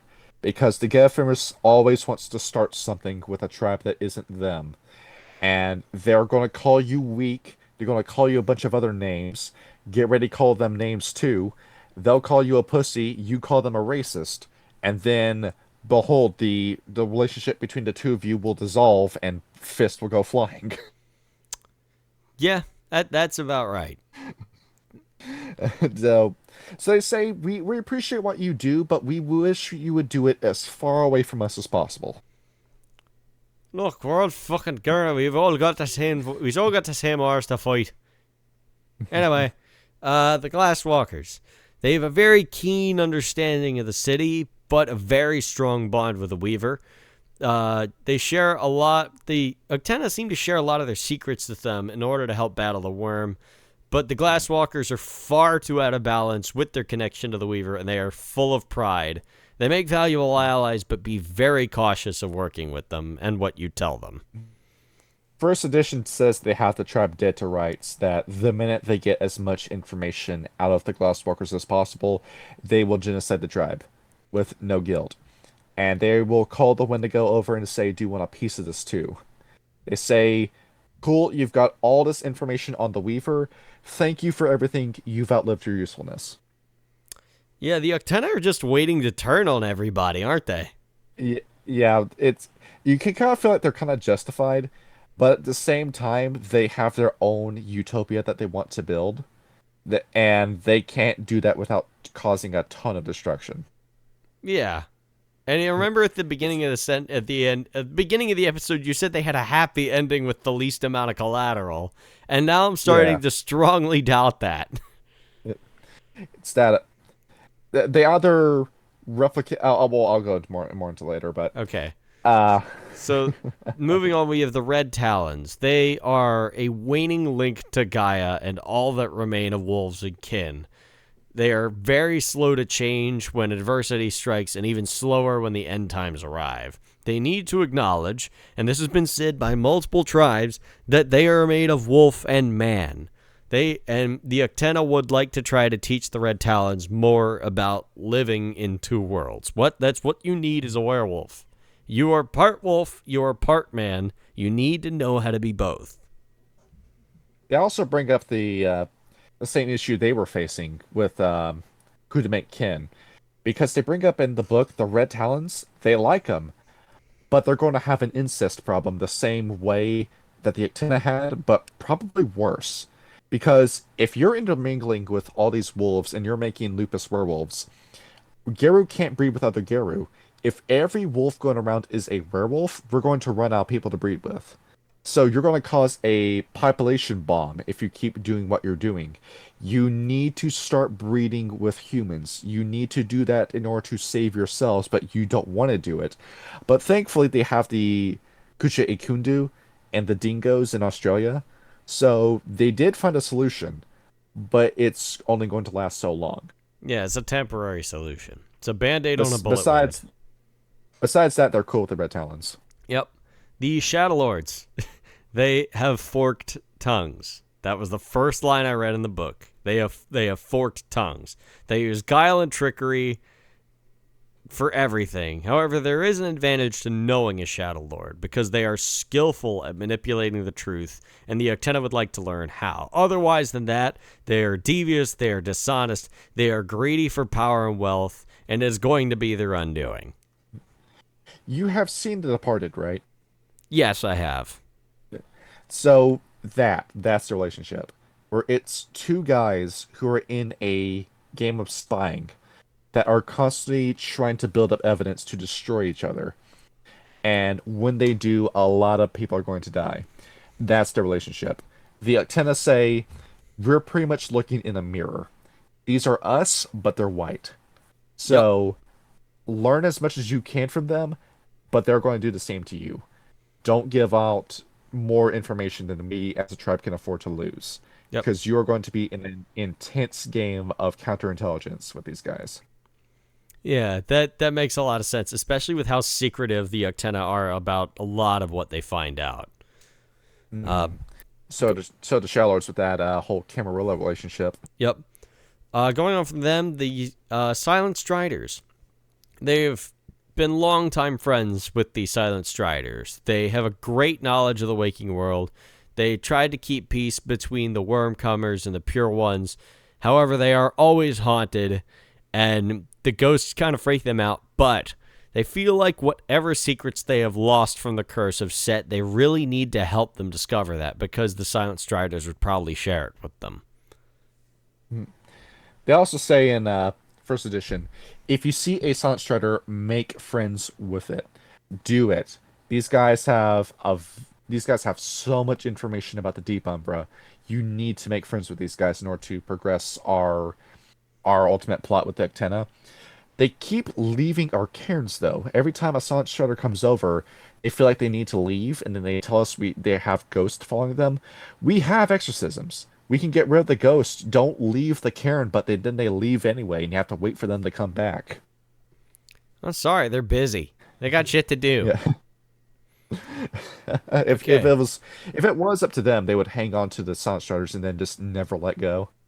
Yes. But they probably have the whole attitude of, all you dispossessed looking for a home, we already have that home. It's our cairns. Come in and move in with us. Yes. And then Come be our best friends. Don't do it. And then the Silent Striders don't do it because they suspect something's up with their Uktena. Yeah, as we said in the Silent Striders episode, they are very, very suspicious of everybody. Next, going on from that, the Silverfangs. They're pretty looking, but they are the worst of the European werewolves. They're arrogant and haughty. They refuse to admit that other Garo had ancient noble heritage, and the Uktena just straight up do not acknowledge their rule. They, occasionally have to swallow their outrage to work with them, and maybe one day the rule will meet a fair challenge. Shadow Lords. But, other than that, they just don't respect them at all. They're like, you know what? They're fucking, inbred kings. Get the fuck out of here. We ruled this half of the world for a millennia, and you guys didn't say shit. I'm paraphrasing with first edition, but in first edition they say, fuck these guys. The Fianna, the Glasswalkers, and the Ephemeris participated in us losing the Pure Lands, but it was this tribe that is the reason why we lost the Pure Lands. We are waiting for the Silver Fangs to die, and the minute they do, we as a tribe are going to celebrate when that happens. Ah, lovely. They hate the Silverfangs, dude. Here's a question. We've only got like 2 more tribes to cover. Are we going to do the Silverfangs last? Silverfangs are next, and Get Ephemeris is going to be a big special. Oh, okay. Because everybody loves the Get. Yeah, we all love the Get. It's like the barbarian in D&D. Everybody loves them. The Silverfangs, they're cool to play as, but as NPCs, now they're terrible. Oh, yeah. The Wendigo. They're little brother, and we love them, but we fear for them. They never change their traditions, but we need to help them remember the old wisdom while learning new wisdom. The Wendigo just never change, and we need to be there for them. Is what they come to with them. They say it greatly disturbs them, their whole ritual where they will take a knife, stab somebody in the chest, and rip out the heart. I mean, when the Uktena did it, it was a sacrifice.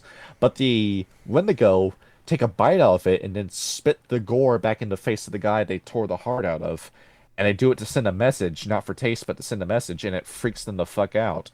The guys who did the practices of the Aztec Empire are scared of the Wendigo. Yeah, that's kind of fucked. It's like, yeah, we put this guy on a pedestal in front of like thousands of people, cut his heart out, and held it up to the sun. You didn't have to eat his heart. It's that they want us to tell the Wendigo that at any point we are willing to bridge the relationship between us. We want to be brothers again. And of course we did the Wendigo, and the Wendigo response is, fuck you. You are not my family. I have the red talents to replace you. We will never have that relationship again. Yeah, basically. You're like, friendship ended with Uktena, red talons, my new best friend. Back for your best friends. Okay. Murder friends. Speaking of murders, vampires. Disgusting worm creatures. Get them out of my sight.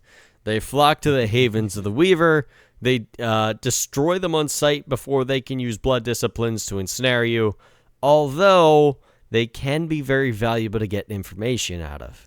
If you don't destroy them, learn everything you know about, or learn everything they know.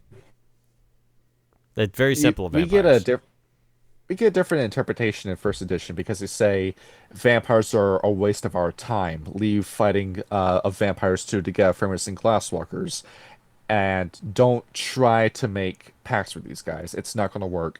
But they are hyper fixated with one clan in particular. Would you like to guess which one that is?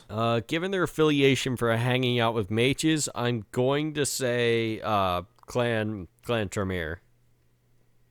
Yes, they want to take the Tremere when they see them, scoop them up, stake them, drag them back to their cairns, have them in a cage, have him stuck to a cross where he's not going to attack you, he's not going to be able to cast his spells, and then interrogate him for all possible knowledge. Have him share his entire Chantry's library with you, and then kill him. Yeah, that sounds about right. Speaking of mages. Some of them are enemies and some are willing to learn. Those that are friendly are very strong allies, and some of them become pawns of the worm. Those that are, either kill them or run if they're too powerful. Be very cautious when interacting with mages. Unless that mage is a dream speaker, in that case, welcome into the cairn. Yep. After that, we have the Nunin. They are beautiful and they are fragile. They love the wild and have close ties to the Changers. They keep to themselves most of the time, but beware of their tricks. They're usually harmless, but some of them can get very deadly. Then moving... What's up? They talk about some of the kits that moved over. They're not fans of most of the kits, because most of them are European. Yep. They do have an exception for the issue. They really do like the issue. After all, they're also guys that go around and collect a ton of information. So, yeah, I'm not making this up either. They bring up the issue by name in first edition. I'm looking at page 43 right now. Right. So, if you have an issue, invite him to follow you. Yes. After that, we have ghosts. Some cause disease and difficult afflictions to cure. Quickly banish them or bind their entities to something without hurting anyone as best you can. However, some rest lists are actually very helpful, can offer a lot of protection and wisdom. Just proceed with caution and do not trust them. Very simple on ghosts. Here's the scary thing. What? Here's the scary thing about the Uktena. They have a ritual where typically with a fetish that you will need a spirit, specifically a spirit to make a fetish. They can use a wraith for that instead. Oh, cool. So they basically become soul eater. Granted, that probably is a better fate for the wraith because the soul trade is a thing in wraith where, thanks to the powers of inhabit and moliate, it is highly possible that your afterlife experience will be you suffering an ego death as you are forced to turn into a fountain pen for all eternity. That fucking sucks. So this is a better deal. As a wraith, sure, you won't be able to move on, but being the weapon or armor of an Uktena is a much better fate than being a merchandise yes. of the Soul Forge. Don't want that. Only ever sign up for that deal if you have burnt every bridge you possibly could have made as a wraith, and that you are being hunted by Stygia. Yo. Next, hunters. Not a lot on hunters. The Uktena have no idea why they're being hunted. What they're doing and why remains a mystery. However, find out why, if you can. It's a worthy task. Find out why the hunters want to kill them. I wonder why. Maybe it's because you want to cause a genocide? Yes. Maybe? Maybe that's why. Next, we have the crotin. The crotin gave their lives to banish the Eater of Souls. Maybe the crotin will return before Gehenna, and it might be good to see them then, but that means they'd all just have to share dying again together. So kind of sad about that. A lot of Uktena will still venerate the crotin. They keep asking World Turtle, voice crack. Hey, when are you going to come back? And World Turtle says, I'm still too depressed to come back. And they still look at the crotin. They have like a little family portrait of a crotin hanging on their walls, remembering the days of old with their ancestors. Yep. And they're still saying, fingers crossed, hopefully we can find a way to bring them back. Yeah, I mean, as is the ghost dancers, you know. Then we have the bunyip. They are full of sorrow for the loss of the bunyip. It is a burden and a blame for all Garrow to share, and they want to aid the lost spirits of the bunyip if they can, and perhaps that might be the first step to renewing their relationships with the bunyip kinfolk. Although the book notes about a Tasmanian thylacine skin that was stolen from a museum. I'm not sure what that's about, though. That's building up Apocalypse. Times of Judgment Apocalypse. There is a subplot in it where a child of Gaia steals a thylacine skin from Pentax, runs over, for some reason has access to Progenitor's technology. We don't really get a clear explanation as to how he has this, but he ends up cloning and making 10 bunyip pups with that technology. Holy shit. The issue is that because he got it from Pentax, all of the thylacines are automatically worm corrupted. So they're all inherently born evil when he makes them. Oh, fuck, that's not good. So he's playing single daddy over the 10 most worst misbehaving children that you could possibly make with science. And that eventually steamrolls into the Child of Gaia's falling as a tribe scenario in Times of Judgment Apocalypse. Oh fuck, he just fucked himself real good. And speaking of Tasmanian tigers, we're now getting real news reports that scientists could revive these guys.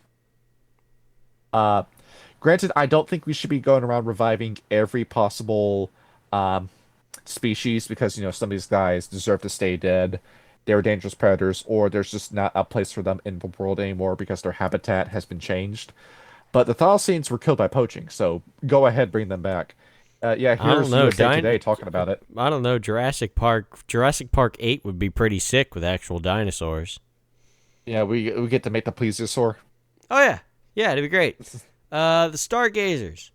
Once vital to the Garo, they have departed and returned to their ancestral homelands. They lost tons of knowledge when the Stargazers fucked off and decided to do nothing about anything. They seem to know a lot about the Red Star, though, which is disconcerting that we can't talk to them anymore. They also say that the Stargazers, it's free real estate if you talk to them. The Stargazers will just, fuck. Yeah. Yeah, out for a minute. Flags. Sorry, I'm getting. Sorry, I've had a long day. So Stargazers. They Know that it's free real estate whenever you talk to a Stargazer, because these guys will just vomit information onto you when you talk to them. The Stargazers, being super lonely and having all this knowledge, need somebody to share it to because they have burnt down the bridge with the Garu Nation. So go ahead, walk over to a Stargazer, and then just ask them questions and see how much information you will learn within an hour. Yeah, it'd be great.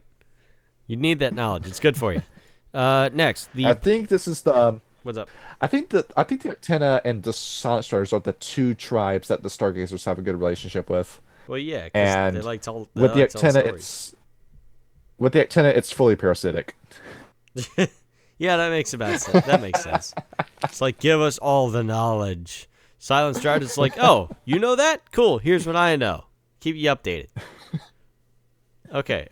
Black Spiral Dancers and Fomori. They deserve some pity for what happened to them, but they are monstrous corruptions. Kill them and collect whatever they leave behind to figure out, okay, how do we get rid of them faster? That's about all they had to say about those. They also put stress in the first edition book saying this is why we have Bane Tender, so you don't make more of these guys. Yes. Moving on, a couple of notes about a handful of the changeling breeds. The Farah breeds, sorry. First, the Nuisha. They are not native to Australia, but they are fairly numerous in America. They're peaceful with the Uktena. The Ananasi. They're wise, patient, cunning, and cruel. They're dangerous, but occasionally helpful. Be very careful when asking for their help. Korax. One of the most sacred spirits. They see a lot, they travel far, they're great couriers, but you have to endure them talking your head off all the fucking time. The Macaulay, they are very rare. Stargazers claim they're descendants of dragons, but the narrator personally hasn't seen one. I guess they are not one of the Maori werewolves. No. The Bastet. The only ones that the Uktena are allied with are the Pamunka, the Werecougars. They were friendly enough with them before the Wormcomers showed up, and also the Werelynxes, the Calmy. They love telling riddles. They spend most of the time talking with the Wendigo, but the Wendigo don't have the patience for them. The Balam are just less avoided because the rest of the other Bastet will just hate the Garo out of principle. Then there is a ridiculous war going on in the Amazon. Rage across the Amazon. Oh, bumped up my headset. Sorry about that. No, I didn't hear any. You're good. Where it brings up this massive multi-side free-for-all war that's been going on in the Amazon ever since colonization. And on the fair side, it's werewolves versus other werewolves that disagree with what those werewolves are doing. versus the Balam versus the Makole. And the Makole have decided that they don't like the Uktena anymore. So, in as far as the Amazon is concerned, and funny enough, the Everglades, the Makole will kill a werewolf if they find out they're with the Uktena. And the Balam are so hyper violent. One Balam can do what 5 werewolves can do as a pack by themselves. Are just that dangerous. I feel like we might need to But try and make friends with them. Why don't we set some of the get down there? well, the reason why is because they're so roided up that it's almost impossible to talk to them. It's like talking to Korn from Warhammer. Oh, well, that's why you should send the get down there. They'll sort it out.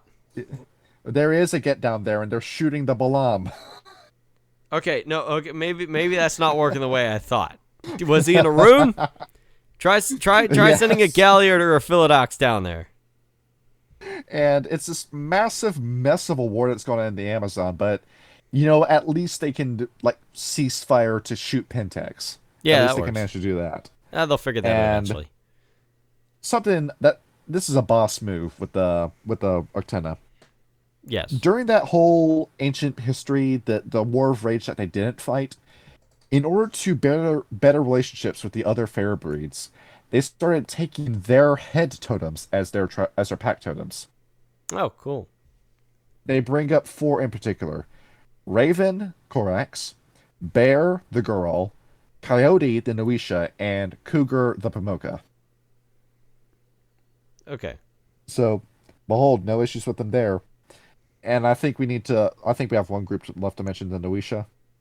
Oh, I thought I said the Noisha, but like they're not native to Australia. They're fairly numerous in America. They're peaceful with the Uktena. The Uktena usually don't have the patience for them, as we talked about in the Uktena episode. Or oh wait, no, not the Uktena. The Wendigo. Yeah. The Wendigo don't have the patience for them.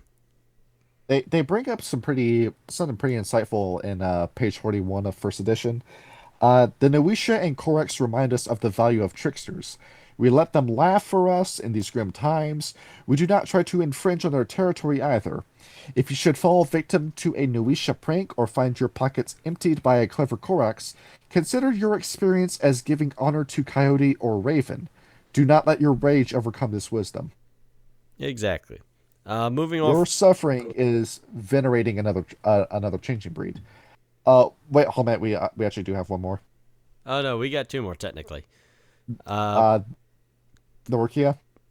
No, the Gural and the Ratkin. They mentioned the Rokia for a brief moment. They don't talk a whole lot about the changelings though, the fairies. So the Gural, they are the rarest of the Pharaoh breeds. But if you do find one, they deserve all the protection. They are furious fighters and incredible healers. Give them kindness, you'll have a true friend forever. Find more Gural. Here's a joke.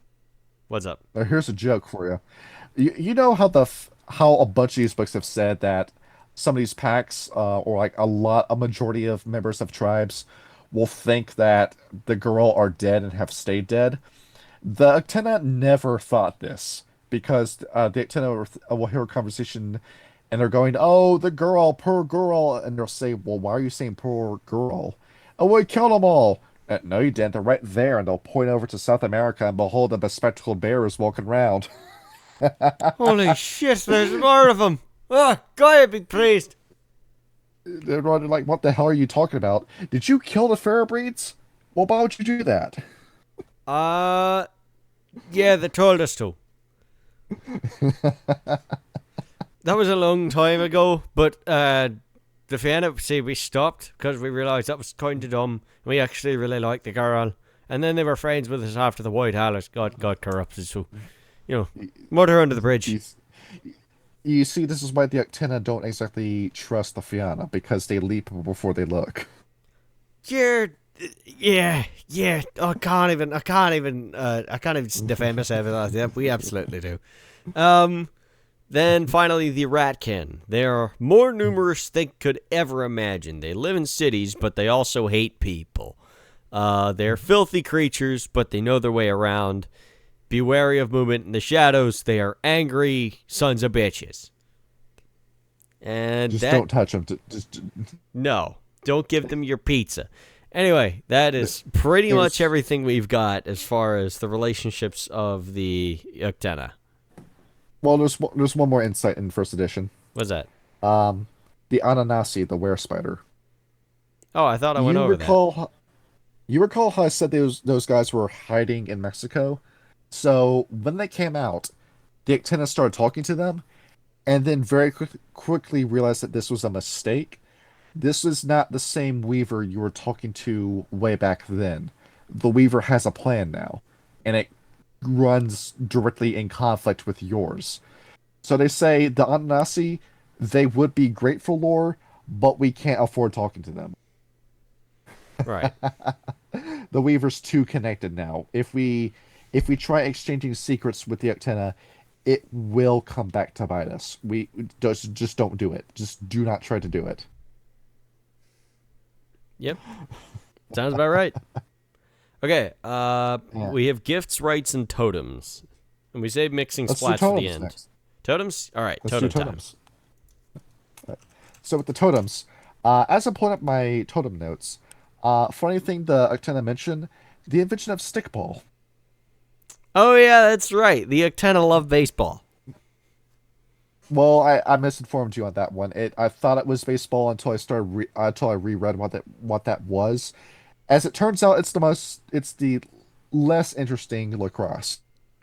Oh, I mean, the cross is still fun. I mean, I'm terrible at it, Yeah, but you know. I'm glad you like lacrosse because it's very boring from my perspective. I mean, if you play I'm lacrosse, you sorry. get to beat the shit out of people with a stick. Yeah. Well, you could just play hockey for that. Well, that depends. Do you prefer to do stuff on the ground, or if you want to fucking throw the ball instead of like scooting it around everywhere? But that's something that they bring up in their lore too. The Uktena, the reason why they were able to have such a good relationship with the fairer breeds is because they didn't challenge them to wars with misunderstandings. They challenged them to sports with misunderstandings. They settled things with blood sport, where by blood sport nobody died at the end of the game unless you were trying to kill them. But it would be games where the games were violent, but the winner, um, whoever wins that match decides how a policy is going to be made. That's how they would do it. Yeah, that's a better And policy. yeah, you see it. The Wendigo were super benevolent back then, and then losing the Pure Lands completely changed them. Well, I mean, yeah, you lose your home, you're gonna be pissed off. So Well, meanwhile, the Wendigo were always this violent. yeah, basically. I mean, the Get-A-Femers Uh, still have their home and they're pissed off. I'm I'm digging through the book. There's so many gifts we can talk about too. Yeah, no, I was having a hard time picking. Yeah, we also got a few fetishes like the Flint Arrow shirt. I beg your fucking pardon. The what? Uh, it's a shirt made out of flint arrows, and when it's active, it allows you to soak. Let's see. It gives you an additional soak die for one scene. Okay. So, very uncomfortable to wear, but it makes for good protection. Yeah, I mean, it sounds uncomfortable. Uh, Now for I have the totems. So for this, we will be going over legends of these guys from Native American myth, along with what they do for you. Okay. So first of all, Uktena. We've already gone through the story with Uktena because you have to tell the story with Uktena in order to explain the tribe. Okay, here we go. So Uktena places a protective ward on each of their children in the Umbra, giving them 3 additional soak dice while in the Umbra. What the fuck, Richard? Fight all of your enemies in the Umbra. Bruh. And additionally, it teaches a lot of lore, so you gain 2 extra experience points per story that can only be, let's see, yeah. 2 additional experience points per story that can be only applied to improving enigmas, occult rituals, and gifts, or other mystic knowledge. So behold, that's 2 extra experience points you can pump into that. Or your storyteller can rule it that at the end of every session, you get 2 extra experience points for doing that. So Behold as the power begins to steamroll, but you can only spin them into certain things. And in addition, 2 points of wisdom right now. And Yeah, go ahead. as usual, the Uktena will come to your aid while you have this. So, behold, and it also reduces the difficulty of social rules by 1 while speaking to Uktena or Wendigo members. The ban. And this is not bad. Uktena asks that his children receive all information as possible on mystical lore, objects, planes, and animals, or any and all information against the minions of the worm. Just learn. Keep learning. That's what you gotta do with Wendigo. Or Total no, background Uktena, cost? you said when to go again. Uktena. Yeah. Yeah. That's all you gotta do. Just gotta keep learning. Uktena just Background wants cost, to by the stay way? in school, kids. The background cost is 7. Yeah, it's pretty expensive, though. Yeah, but all the benefits you get with that. Yeah, it's pretty busted. Yeah. Now we get to some of the silly stuff. For some reason, I was saying that before. For some reason, I didn't understand this until I read the story. Um, Frog is a pretty big, important totem amongst the Wendigo. No, fuck it. I keep saying it. The Uktena. I'm sorry. Yeah, it's Frog is a pretty important totem spirit amongst the Uktena. right. Who, sadly, we did not have enough room for Frog in the 3.5 book, but we will add her in at some point. Yes. We'll visit East Palestine at some point. I realize how cryptic it sounds. All right. So let me read you the benefits of Frog first. Background costs 7. Individually, Frog is adept at understanding the 4 forces of the world, the seasons, the elements, the triad, and Gaia. As such, she will give you the gift, Elemental Favor, focusing on the classical elements. With this gift, Frog's children can summon rain with water elementals so long as there are clouds nearby. As the children of a strongly respected totem, they also receive 2 honor renown. As a pack, you will gain 2 empathy as a tribe. And empathy is used for a ton of gifts, more than we initially thought they were going Yeah. to be. And the ban. During the winter season, you will suffer +1 difficulty to all of your rolls in winter. Well, There is okay. an alternate version that is a +4, a 4 background cost. Frog will give you a point in swimming, or 1 additional point in his swimming skill if you already have that. In addition, Frog will teach you Sing Down the Rain, which pretty much did exactly what that rain spirit description did before. Yep. And you gain an additional point in dexterity rolls involving leaping or sudden movements. Your ban is that Frog will ask you to never harm frogs or other amphibians, and will ask you to protect the wetlands. So you Hey, get 2 different save versions the of Frog. bay. Now, here's the story with Frog, and this is actually pretty impressive. This comes from the Ojibwa, the Ojibwa, What? Ojibwa. I'm thinking it's Ojibwa. I think it's Ojibwa, yeah. And where do these guys live? I do not know. We will find out. I'm also getting an alternate spelling where the A is an E. These guys live pretty far north for Uktena standards. North Dakota, Wisconsin, and Michigan. Oh. Okay, I guess that makes sense. So, yeah, so the Uktena were everywhere. So, here's the story. Long ago, in a dense forest near a tranquil lake, there lived a tribe of frogs. Among them, the youngest one was called Leaping Frog. You know, pretty simple, right? Why else are you going to call it a frog? Yeah. One summer, a severe drought struck the region, causing the lake they lived around to dry up. Leaping Frog decided to embark on a quest to find more water. Hopping through the cracked and dry earth, encountering various challenges that we don't have enough time in the video to talk about, she eventually came across a well of cool and refreshing water. However, a guardian sprung out of the well. It was a snake. Undeterred, Leaping Frog devised a plan. She approached the snake and said with respect, "Great serpent, I come in peace. My tribe is in dire need of water, and I kindly ask for your permission to take some from this well. The snake was intrigued by the frog's bravery and said to her, "If you can answer my riddle, you may take the water you need for your tribe." The riddle was, "What is the smallest but most powerful thing in the world?" Frog thought about for a second, and then answered, "It's a word.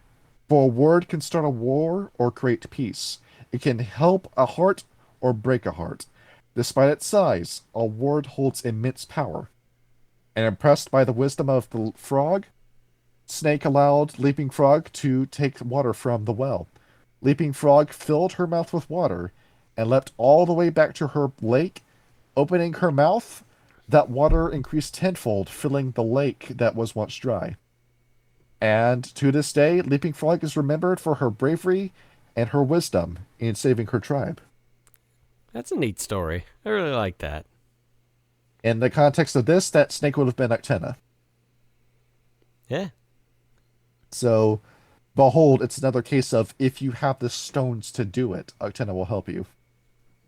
Yeah, it sounds about right for their tribe. For some of the other totems, I couldn't find a story exactly, but we got some symbolism. We got what they represent in general consensus Native American culture. Yep. Hummingbird. This is the big one, for me at least. So, hummingbird was the iconic animal that represented Huitzilopochtli. Oh boy. Bali in this case, dude. And using animalism, Huitzilopochtli's messengers would be hummingbirds. So, behold, hummingbird embodies swiftness and precision. He can fly in all directions or hover, but he can't stay still for long. Traits. Hummingbird favors his packs with the gift Spirit of the Fray. Furthermore, he grants each member of the pack 2 additional dots of dexterity. And here's the best part. While in the Umbra, each member of the pack can hover or fly using their lupus running speed, which would be 24 spaces on our maps, dude. That fuck, dude. Holy shit. Fast as hell with A fast as with fuck, Hummingbird boy. in the Umbra. The ban. This is a big one. Hummingbird has a voracious appetite and demands that his pack supply him with 1 point of temporary gnosis to eat per day. From each person? Yes. Oh, that's a lot, dude. Jesus. I could be reading it wrong, and it could just be 1 point of gnosis from the pack as a whole. But if it's individually, that's a high price to pay for that high speed. Yeah, it is. Like, the flying in the Umbra is pretty fucking cool, though. Let's go with a cheaper totem now. Behold, Dragonfly. Where reading about Dragonfly, I was getting Dragonfly as like a symbol that waters nearby, so a lot of them saw them as messengers to the tribe saying, "Hey, if we're looking for water, here it is." The dragonfly is a benevolent insect. Don't kill it; it's bad luck. I don't think I've ever killed a dragonfly, so. Dragonfly, with his ever watchful compound eyes, he is constantly aware of threats, but her stillness explodes into swift actions when she pounces. Though not common, she is respected by Manigaru for being a fearsome pond predator. You don't get a green dragon, instead you get a bug dragon. That's cool. Dragonfly's packs receive 2 extra points in alertness and 1 extra point in brawl. And it's not bad. The ban. Dragonfly asks that her children show patience and deliberation, but to act swiftly and decisively when a decision is to be reached. She also asks that her pack do whatever it takes to protect dragonflies. Okay. How do we do that? Yeah. Yeah. Well, first of all, destroy Monsanto as a company. Okay.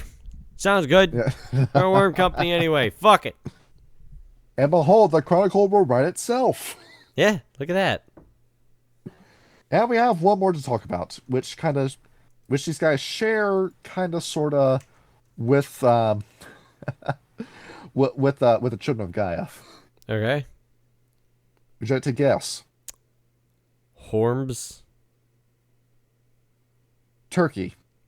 Oh, okay. Yeah, that makes sense.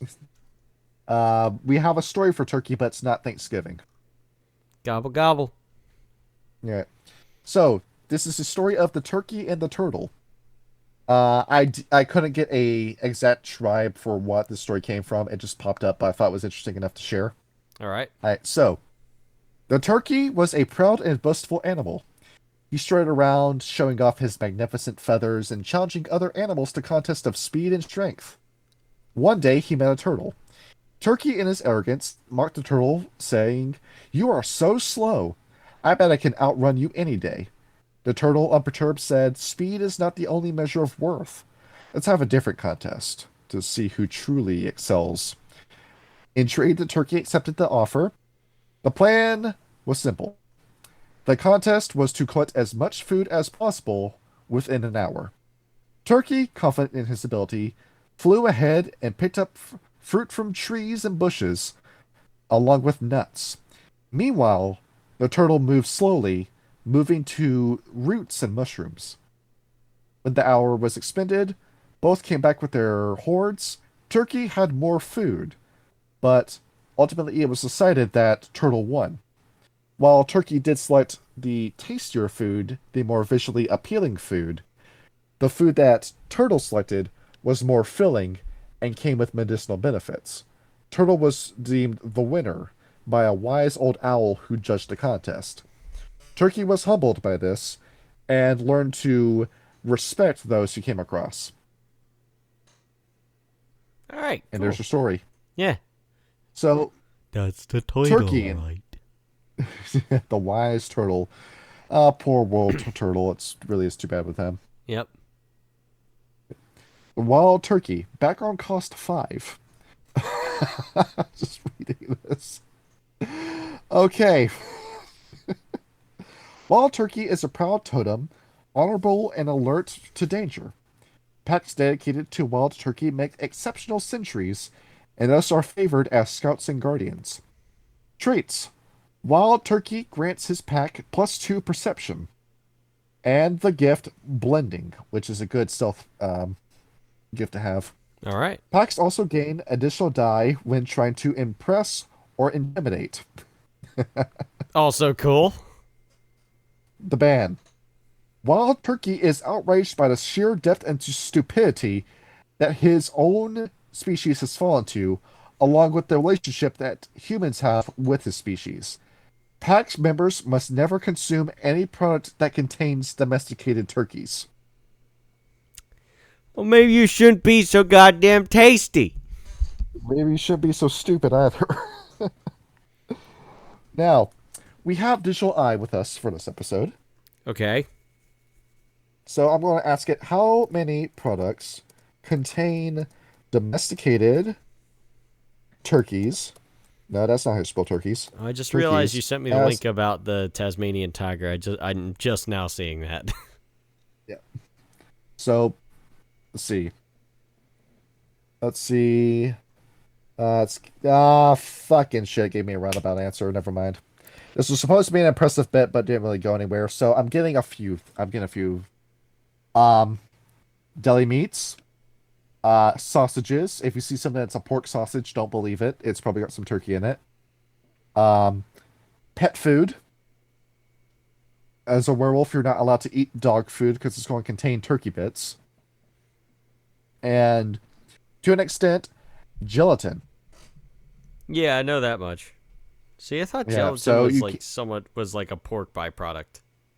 Yeah, it's got pork in it, but you can also use some like other bone meal to make gelatin. Oh, okay. That makes sense. Yeah. So you can't eat no mushrooms, marshmallows with this. Oh, come With the this code. fuck on. Uktena, your rules are fucking lame. See, I'm seeing. Is there such thing as a turkey soap? I'm pulling this up right now. Turkey Now I soap. got Butterball turkey as a product.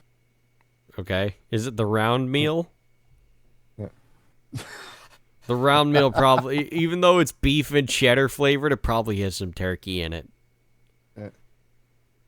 Alright, so it's namely food product, so essentially gotta become a vegetarian. Well, no, you just gotta eat steak instead. Yeah. You also gotta, well, probably a better way to say that. Don't buy food from a supermarket as an Uktena. Yeah, we can do that. Instead, just do the self-sustainable thing by hunting your own damn food in nature. Yeah, we can do that. Yeah. And behold, that's your totems. All right, so we have two other things we need to do. We have gifts and rites. So we're gonna start with gifts, as we usually do. The first one I wanted to talk about, we're going to go up in ascending order, because this is one of the few tribes I've seen that actually has a level 6 gift. So I'm going to start with Spirit Speech. So Spirit Speech is a rank 1 Theurge gift and a rank 1 Uktena gift. This gift allows the Garo to communicate with encountered spirits. The Garo is thus able to address them, whether they wish to be addressed or not. Of course, nothing usually prevents the spirit from ignoring the theurge or leaving. Any spirit can teach this gift. System. Once learned, this gift allows the Garo to understand the communication to spirits intuitively. Particularly alien spirits may be difficult, or, in the case of many Banes, outright painful to understand. Given how much the Uktena are about, containing spirits, performing exorcisms, holding banes, then this seems like a very important gift for them to have, especially if you're a theurge. Yeah, that's an essential gift to have as a theurge. Granted, some spirits like ancestor spirits can just talk to you normally, but you eventually need spirit speech because, try talking to a deer, see what that conversation is going to look like. Tree. Give tree. Tree good. Okay. Just imagine wanting the power to say, oh, I wish I could talk to animals. And then you talk to a dog and it's just going, hey, hey, hey, hey, hey. Yep, basically. Rank. Let me get another gift for you, by the way. Oh, what? Do you have one you wanted me to do? So I have been digging through a ton of gifts for all these different tribes. Yep. Because I am stuck on the gift section for a 3.5 book. That is taking way longer than I thought it was going to. Yeah, there's a freaking billion of these things. Yeah, I'm reducing it to 3 gifts per level per tribe. And even so, it's been taking me the better part of a month to get all that done. Yeah, because Well, I mean, you're just one guy. Like I've been fucking working my ass off, so I haven't been able to contribute. Yeah, I can't expect you to just sit down and do this, but Moonstruck Path. Sorry. Do you mind if I do this one? Go right ahead. All right. Garu are well versed in hunting and tracking prey. Yet there are times when they have no idea where such a trail starts or which journey to undertake first when a choice is present. The gift of Moonstruck Path allows the Garu to perceive the beginning of a path he must take in any given situation, even if she herself is not sure of the ultimate purpose. When the gift is utilized, a ghostly pale blue-white beam of moonlight points in the correct direction for one scene. Sometimes, as when a Garu doesn't know why she needs to move in that direction or what's going to happen at that destination, it becomes a leap of faith, with the werewolves starting on an unknown path, only later discovering why. This gift is taught by any spirit from Uktena's brood. The gift must be utilized after dark, though there need not be a moon in the sky for this. It can even be used underground or within a windowless structure, so long as it's dark outside. The player makes Perception plus Survival on a roll, difficulty 8, only 1 success is needed. That's kind of broken for a fucking level 1 for a rank 1 gift. That's your call to action in any given situation. Yeah, that is kind of neat, though. I really like that. I should pick that one. I was looking at it, but I was like, nah, Spirit Speed seems pretty important. Yeah, well, that's an important gift, but at the same time, that's how you get your Chronicle started with the Moonlight Path. Yes. Okay, so, moving on to rank 2, Shadows at Dawn. It's just a rank 2 Uktena gift. Sometimes one must give information to get information. However, Uktena are notoriously tight-fisted with secrets. With this gift, the werewolf can share a bit of knowledge that later vanishes from the subject's memory. An ancestor spirit teaches this gift. System. After relating a bit of lore, the player rolls wits and subterfuge, difficulty of the opponent's wits and subterfuge. If the roll succeeds, whatever information the Uktena imparted completely vanishes from the target's memory when the sun next rises. That's just a dick move, and I kind of love that. That is such an anti-Shadow Lord gift if I've ever heard one.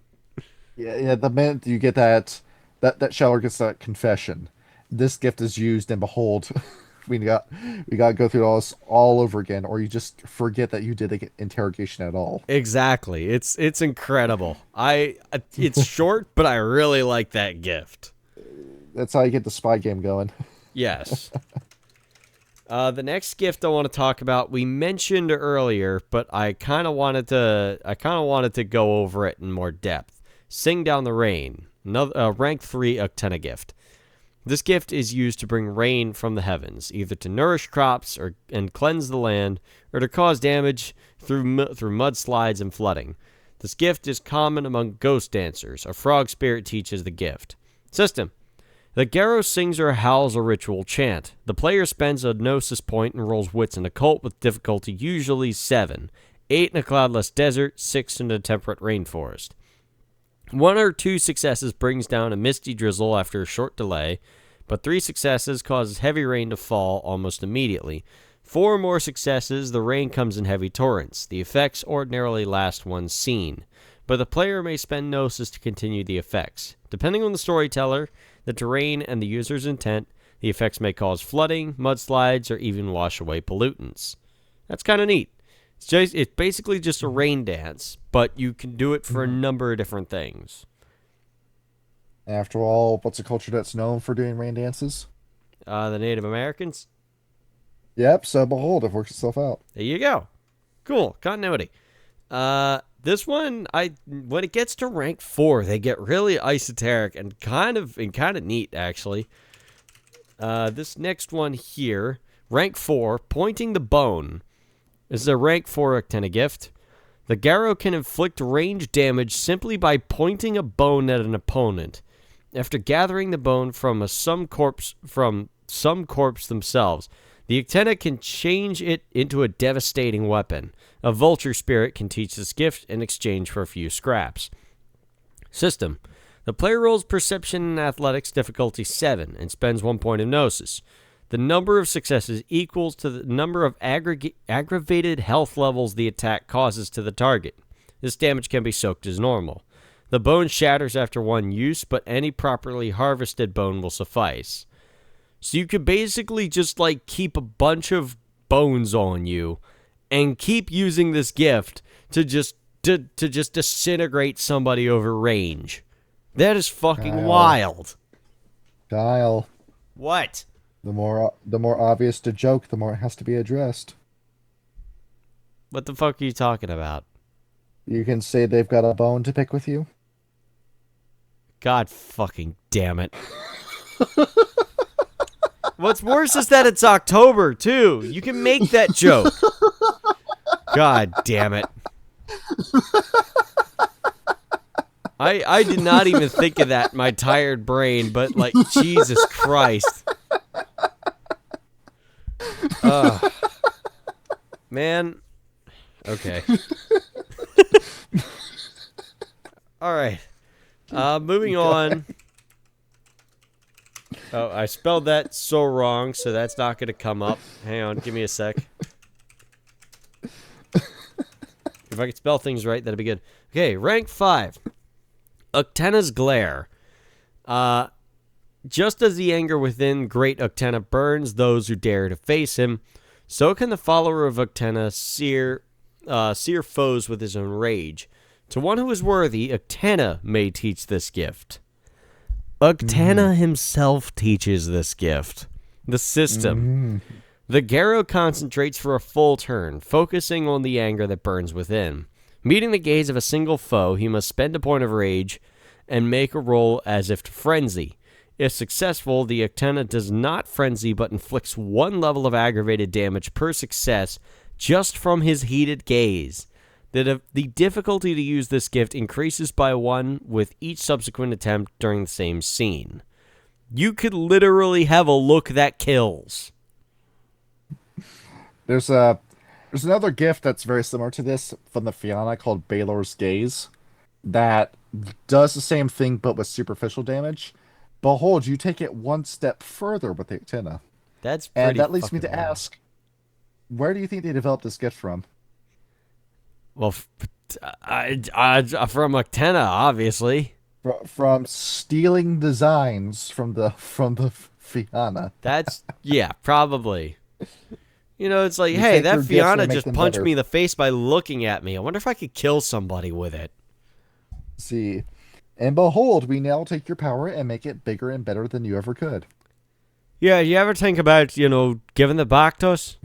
Like the British took the stone of Scone for like a century, and then, we eventually had to take it back. Are we ever gonna get that back, mate? Are you black? Oh, we have some black Irish about. Okay, well, are you? No, but I could if I find you black Irish, you could teach to him real quick. I think we have nothing to discuss. Bet, I'll be right back. Lieutenant leaves the room. I really like this whole idea of Tyler trying to talk with Uktena. Okay. They're talking to a damn brick wall. This is the only rank 6 I think I've seen thus far. Becoming Uktena. The legends of the Cherokee say that man was transformed into the Great Uktena to try to kill the sun. Great Uktena was around long before the Cherokee, but Garrow have taken the form of his children on 2 or 3 occasions. Great Uktena teaches this gift only to the most worthy of his Uktena followers. With it, the hero may transform into a creature that even a thunderworm would fear. After the crisis is resolved, assuming he lives, the new Uktena slips into the nearest body of water and then into the Umbra, forever parting with his Garrow brethren to join his father in Gallant. How do I fucking Galunlati? Say it one Galunlati? more time. Galunlati. To join his father in Yes. Galunlati. Such a glorious end to an already legendary career is worthy of fireside retellings for generations. System. Once taught the gift, the Uktena may call upon it at any time by invoking Great Uktena. The initial stage of the transformation takes 3 full turns, during which the werewolf's body grows and changes to a 20-foot horned serpent. The new Uktena still retains the personality of the Garrow at this point. After a period of time, usually no more than a scene, the final stage of the transformation begins as the mind of the Garrow recedes and the Uktena mindset takes over. The spirit creature heads unerringly towards the nearest source of water, wide enough to encompass its diameter, not necessarily the whole bulk. As it slides into the water and crosses the gauntlet, the transformation is complete.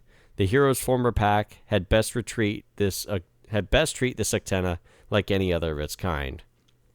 Note, frustratingly, the stats for Uktena are not given for Werewolf the Apocalypse, but they do give Mind's Eye Theater stats. They have the LARP stats for it. So, since these are very similar and can translate over, the Mind's Eye Theater stats of this gift are included below.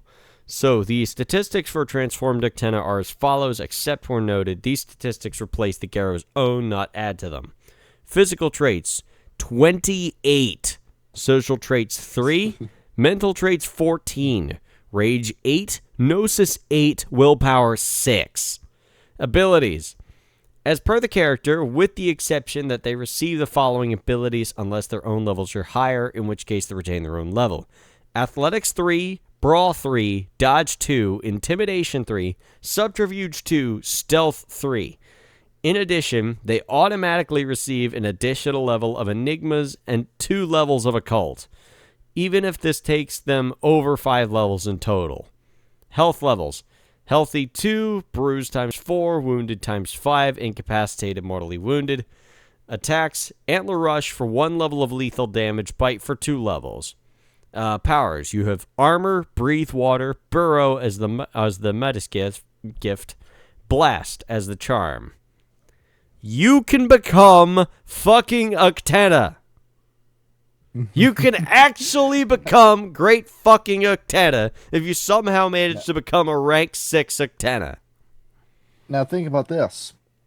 What was one of the highest level Serpentis powers you could do as the ministry? Become a snake? Well, no, you Yeah, can do a that giant already. snake. Yeah. The visions of Set Yes. of a pep.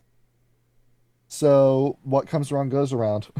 And that is You- how it seems to be. The vampires get a giant snake, so the werewolves. Yes. And now you can give the ministry a taste of their own medicine. You really can. I think that'd be a cool fight. Even though we already had who do we have the Setites fighting in the mixed splats? The Fianna. That's what I thought. Okay. Moving on from that, we have the gift. Or no, we have the rites after that.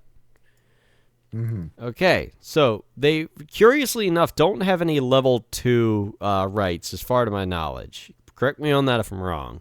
But I'm just going to do one from Level each. 2 rights? What? Level 2 rights, you say? Yeah, I didn't see any. If you have any, I'd like to know about them. See, I'm pulling this up with you. Yeah, because there's level 1, there's level 3, level 4, and level 5. See, I have the Red Thanksgiving. Is that a level 2, right? Yes. All right, I'll let you do that one. I'll do... It's extremely simple. Well, I imagine it is. Well, I'll start with level 1, which I'm going to do the Rite of Sacred Fire. So, this is a mystic rite. The Sacred Fire is a focal point of spiritual life in many septs. For like the heart of the cairn, it connects the physical and spirit realms. The flame burns in both. Sacred fires are tended with reverence in medicine lodges or caves, or more rarely outside. Spirits are attracted to them like the proverbial moths to a flame, so such a fire would make a site pretty crowded even for an Uktena cairn. Building a sacred fire, in turn, increases the effectiveness of other mystic endeavors. A sacred fire is to be treated with respect. While any individual may remake sacred fires as needed, it is considered more honorable to maintain one. Many septs maintain the fire for a year at a stretch, while others have kept theirs burning for years or even generations. System. The fire is built using sanctified materials, including a small pinch of spiritually active tobacco, and started with flint sparks or with wood friction, never a lighter or match. The base of the fire consists of 4 logs that point in the cardinal directions. At the moment of lighting, the Garrow expends a Gnosis point and makes a Wits and Rituals roll. The difficulty is the local gauntlet rating. Each additional Gnosis point spent lowers the difficulty by 1. If successful, the flame ignites in the penumbra, and all mystic rites or other rites dealing with spirits, such as contrition, may be performed at -1 difficulty per every 2 successes after the first. At the storyteller's option, other spirit dealings may go more smoothly, for the building of the fire indicates respect for the old traditions and knowledge of the ancient pacts between spirit and Garrow. These are covered by they are covered by this rite. Hang on, there's a typo in this. It's throwing me off too. They are covered by this rite. Yeah, this is fucked up. It's covered by the rite typically as far as the flame's heat can be felt. A medium-sized room or medicine lodge counts. The sacred fire lasts for as long as it is tended with sanctified materials. So basically, if you want a place to perform more rites, this is how you do it. Basically, you build a fire with the materials you needed, and you just keep it going for as long as possible. The longer the flame's been there, the easier your other rites will be. And behold, don't let that fire go out. No. it's also kind of like a way to like cheat some of the roles in the game too. Yeah, I mean, it reminds me of like the stories of how early men, when they first discovered fire, before they knew how to make it themselves, when lightning would strike, they would find where the fire started and throw a bunch of leaves and dry twigs onto it to keep it going. And they would just keep that one fire going for as long as possible. Because if that fire went out, they were fucked. And whoever was in charge of tending to the fire, if they let it go out, they would kill them. Stooge just got rid of our one source of cooking and warmth. Yep. Guess he needs to die. I feel like that's how like fire first got, discovered they can make it. Because somebody like fell asleep while tending to the fire, woke up, saw it was going out, grabbed like a stick and rubbed it in their hands really fast. And then they actually made it work. And like, holy shit, I just figured out I could do this myself. I need to very quickly save my ass. Yes, basically. I feel like it was an oh shit moment, and he just had to do something to make it work. You see, this is why like trying times make some of the best inventions. Exactly. Hard times creates hard motherfuckers. And fire. Yes. So, the rite of Thanksgiving. Please regale us. This is so What? fucking thing. Okay, so I'm posting a video down here in the history pages. Don't like click the link. Just have like this like play in the bottom of Discord as I'm talking about this. Okay, go ahead. All right. So, also like mute the video in case it's playing audio. Oh yeah, it is. Alright, so mute it, and the Rite of Thanksgiving is a seasonal level 2 gift. Wait, hold up. Do you want me to like play the video on the thing? Yeah, like have like the video like playing at the bottom of the yeah. Yeah, I got it. Guess when this is done. When is this done? Yeah, when is the Rite of Thanksgiving done? Thanksgiving, I imagine. Yes. So, the Uktena don't call it that, though. They call it the Green Corn Dance of the Cherokee. Okay. This rite is usually led by a female Geru who represents both the Green Corn Woman and Gaia simultaneously. There's also a spirit in Axis Mundi called Corn Maiden, which is pretty much the same thing. She stands in the center of a circle of dancers, holding a torch that symbolizes Gaia's warmth and bounty, and the kinfolk dance around her. They're always invited to the celebration as both kinfolk and werewolf dance around her. Doing this rite regularly increases the chance of a Geru child being born. Oh, okay. So it's fertility rite. Yeah, bombs away. It's a fertility rite. Okay. That's one way to put it. Yeah. Yeah. All right. Cool. And that's it, really. Yeah. Cool. Fertility rites. We can stop Good playing. to know. We can stop playing the green corn dance now. All right. We have stopped playing the green corn dance. Okay. Moving on to level 3, we have I was debating on which one to do, but I eventually landed on Rite of Spirit Cage. So, Rite of Spirit Cage is a mystic rite. The Uktena believe that killing a spirit, even a bane, is not always the best thing to do, particularly when time is needed to question, bargain, or even bind said entity. This rite allows the Uktena to trap a spirit in a cage of energy. System. The Uktena creates a circle, usually less than 9 feet in diameter, in the physical realm. The circle is often made of flint or obsidian chips, but sometimes of candles or burning wood. Succeeding in the Wits and Rituals roll of difficulty 7 primes the cage. When the spirit has been lured into the circle, the Rite Master spends a Gnosis point to spring the trap. The penumbral air around the spirit comes alive with the spiritual representation of the circle. In the above example, that would be rapidly whirling slivers of obsidian or leaping tongues of flame. The barrier inhibits the use of most charms. To push through the barrier, the captive has to score more successes on a rage roll, which the difficulty is the Rite Master's Wits and Rituals than the Rite Master's had. Even if it manages to push through, it suffers aggravated damage equal to the Rite Master's successes. This works both ways. Garrow cannot breach the circle without damage, although the Rite Master can drop the cage at any time. This rite lasts an hour per success, and each additional gnosis contributed extends the duration by an hour. However, if the circle is disturbed, a candle flickers out or the boundary is broken, the power collapses. This is important because it is the first step in capturing and holding a Bane, is that you need to lure it and you need to ensnare it, and then you can try and work on the next parts of it. You talking about Ghostbusters before? Bustin' makes me feel good. There you go. This is it. Light is green, trap is clean. Moving on from that, we have level 4.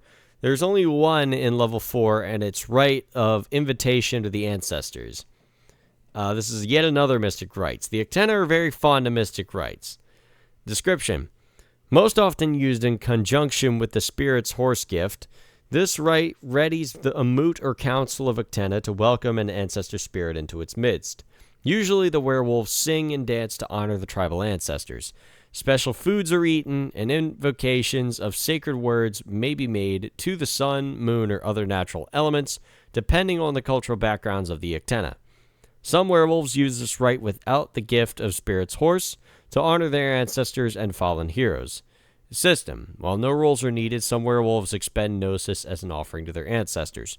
Very simple. If you would like to talk to your ancestors, you use this rite. You sing, you dance, honor your ancestors, have some fun food. Basically, this is a party. This is a rite of partying. Party to honor the ancestors. I respect that. Respect that a lot. You know which party this is in particular? Which party? Dias de los Muertos. Yep. The Day of the Dead. Behold, this is where to get it from. By the way, think about this. Have you checked out Grim Fandango? No. Me and a buddy meant to play it. We're currently working for Psychonauts right now. So, that game, by the way, has some pretty biting social commentary about how Central American afterlife culture worked. I want you to kind of get it yourself, but that game, I swear the Uktena would have made it in the World Darkness universe. So Tim Schafer is kinfolk. Yes. See, now given how me and my buddy been playing Psychonauts, I'd say that Tim Schafer is the Tim Burton of game design, but I feel like that'd be an insult to Tim Schafer because Tim Schafer's so much better of an artist. Yeah, he is. Yeah, I said it. He's not. Yeah, he's not an asshole either. I mean, I'm an asshole, but I can call the people assholes. No, Tim Schafer's just a cool dude, and he's got an incredible sense of humor. Yes. He gave us the Adventures of Monkey Island. He needs his credit. And Brutal Legend. Now it's forced to be a DLC in Sea of Thieves. Yeah, it kind of makes me sad. Yeah. Okay. I was really stuck on which one to talk about. I would talk about Rite of Bane Binding, but that's kind of self-explanatory. So I wanted to talk about Mockery Curing Way, which for their rank 5 rite. So this is yet another mystic rite. From time out of mind, one of the worst nightmares for a Garrow was for one of their kinfolk to be possessed by a Bane. Taint can be cleansed, but the worm spirit joined body and soul too thoroughly to extricate without destroying the host. Even with a powerful healer at the ready, an exorcism frequently left the host shattered in mind and spirit. Worse still, the Bane often escaped into the Umbra to possess again another day. More often than not, Garrow saw killing the victim as an agonizing but necessary task. Recently, an Uktena pack returned from a decade-long quest with a ritual that offers a slightly better chance to both destroy the spirit and preserve the patient. Rather than ripping the Bane from the body, the rite drains its energy until it shrivels and pulls away like a withered creeper vine. So far, the Pack Sept has kept the rite quiet as they perfect their practice of it. Several Fomori have been cured, but many more have died. Garrow nearly died in the process. Soon, though, they will present it to the Grand Council. It is hoped that the rite will disseminate through the tribe, and as word spread to the Garo nation, will have found a newfound respect for the darker quests of the Pure Lands. The system. The Fomori is usually bound and rendered generally powerless, but state of consciousness is irrelevant. The chant that opens the rite ensure the bane is locked within the body, for better or for worse. Other werewolves may assist the rite master, but all must be consecrated to the purpose beforehand by undergoing a purification ritual.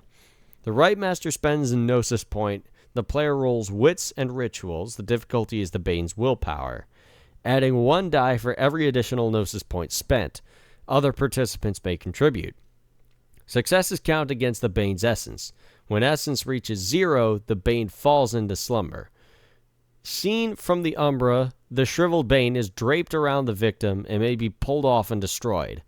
A new roll can be attempted every hour with an additional expenditure of gnosis, but the ritual is exhausting for all participants. See Endurance and Rituals on page 75. A very powerful bane can take hours or even days to defeat. Unfortunately, the host may not be able to stand the strain. The bane fights back if it can. If it is unable to do so, it tears the victim apart, doing 3 levels of aggravated damage minus successes for that hour.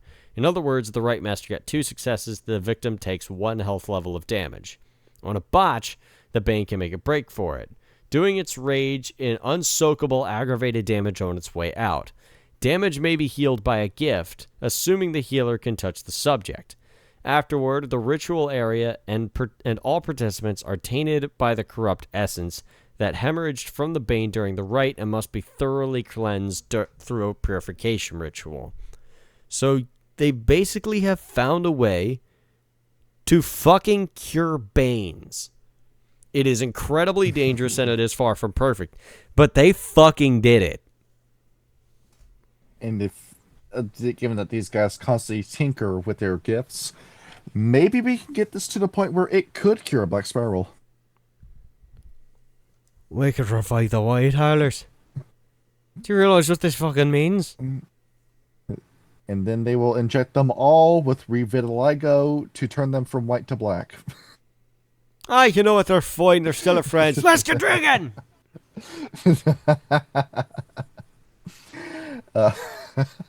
Hey, look, I found the Black Irish you were talking about. The Black Hebrew Nationals, too? Yeah, close enough. So, you ready for this? Yes. The apocalypse scenario. All right. What is our apocalypse scenario? Is incredibly boring but straightforward. So this is just the most logical one that could happen with the Uktena.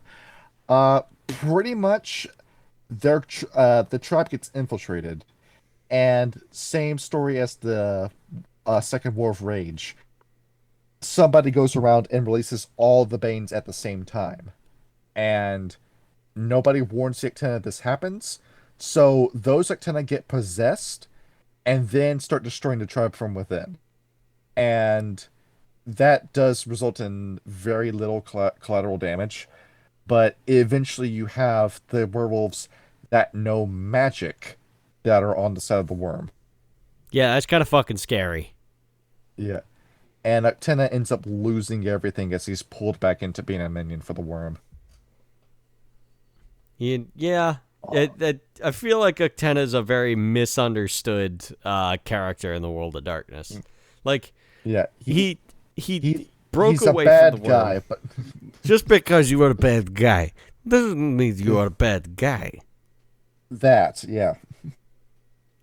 It's like, yeah, I was born from literally the fucking creature of death, and I would like to be the creature of death. But I see that you guys are really cool and really good at killing things, so why don't I help you be better creatures of death, and you tell me everything you know. Huh? It's like the reverse satanic archetype, where it's the Lucifer to Lucifer, where Uktena, I guess in that case we'll make him kind of like the Samael, where he's a demon that defects against the devil, and decides that I can do your job as the face of death, but I can do it better than you ever could. and I'm going to make my own legacy. I'm going to build myself up from the ground up with my own followers and my own religion, and I will take everything away from you. That's what Uktena's doing. He literally says, I'm gonna be a new face of death with blackjack and hookers. And behold, he comes very close to succeeding. Yeah, the Uktena are fucking scary. They're really good. And there's many different solutions to the apocalypse. Well, the Calamity Worm won't really amount to anything. You're going to have war. The Calamity Worm is there to stay. But you can do something about the Defiler. I mean, once the Defiler's out, that's a pretty big hamper on Fomori production. The Uktena could do it. They know how to recreate the Crotin sacrifice. The issue is that they don't want to do it. They have better plans. They want to rule the world. They can't do that if they're dead. They especially don't want Wormcomers to do that. They hell no are they going to get the keys over to the Shadow Lords. Absolutely not. They don't like the Sword of Fangs, but they like the Shadow Lords just as much. So, yeah, you could save the world by sacrificing your tribe, but they're not going to do that. There's also the idea of summoning an Eldritch Being to handle the worm, but once again, that might not work. You do notice that they do have an obsession with the Silent Striders. Yeah, they're pretty friendly with them. So, their apocalypse scenario, where they spoke to a being that came out of the Oblivion and made a pact with them. If the Uktena could do the same thing and sick the Oblivion on the worm.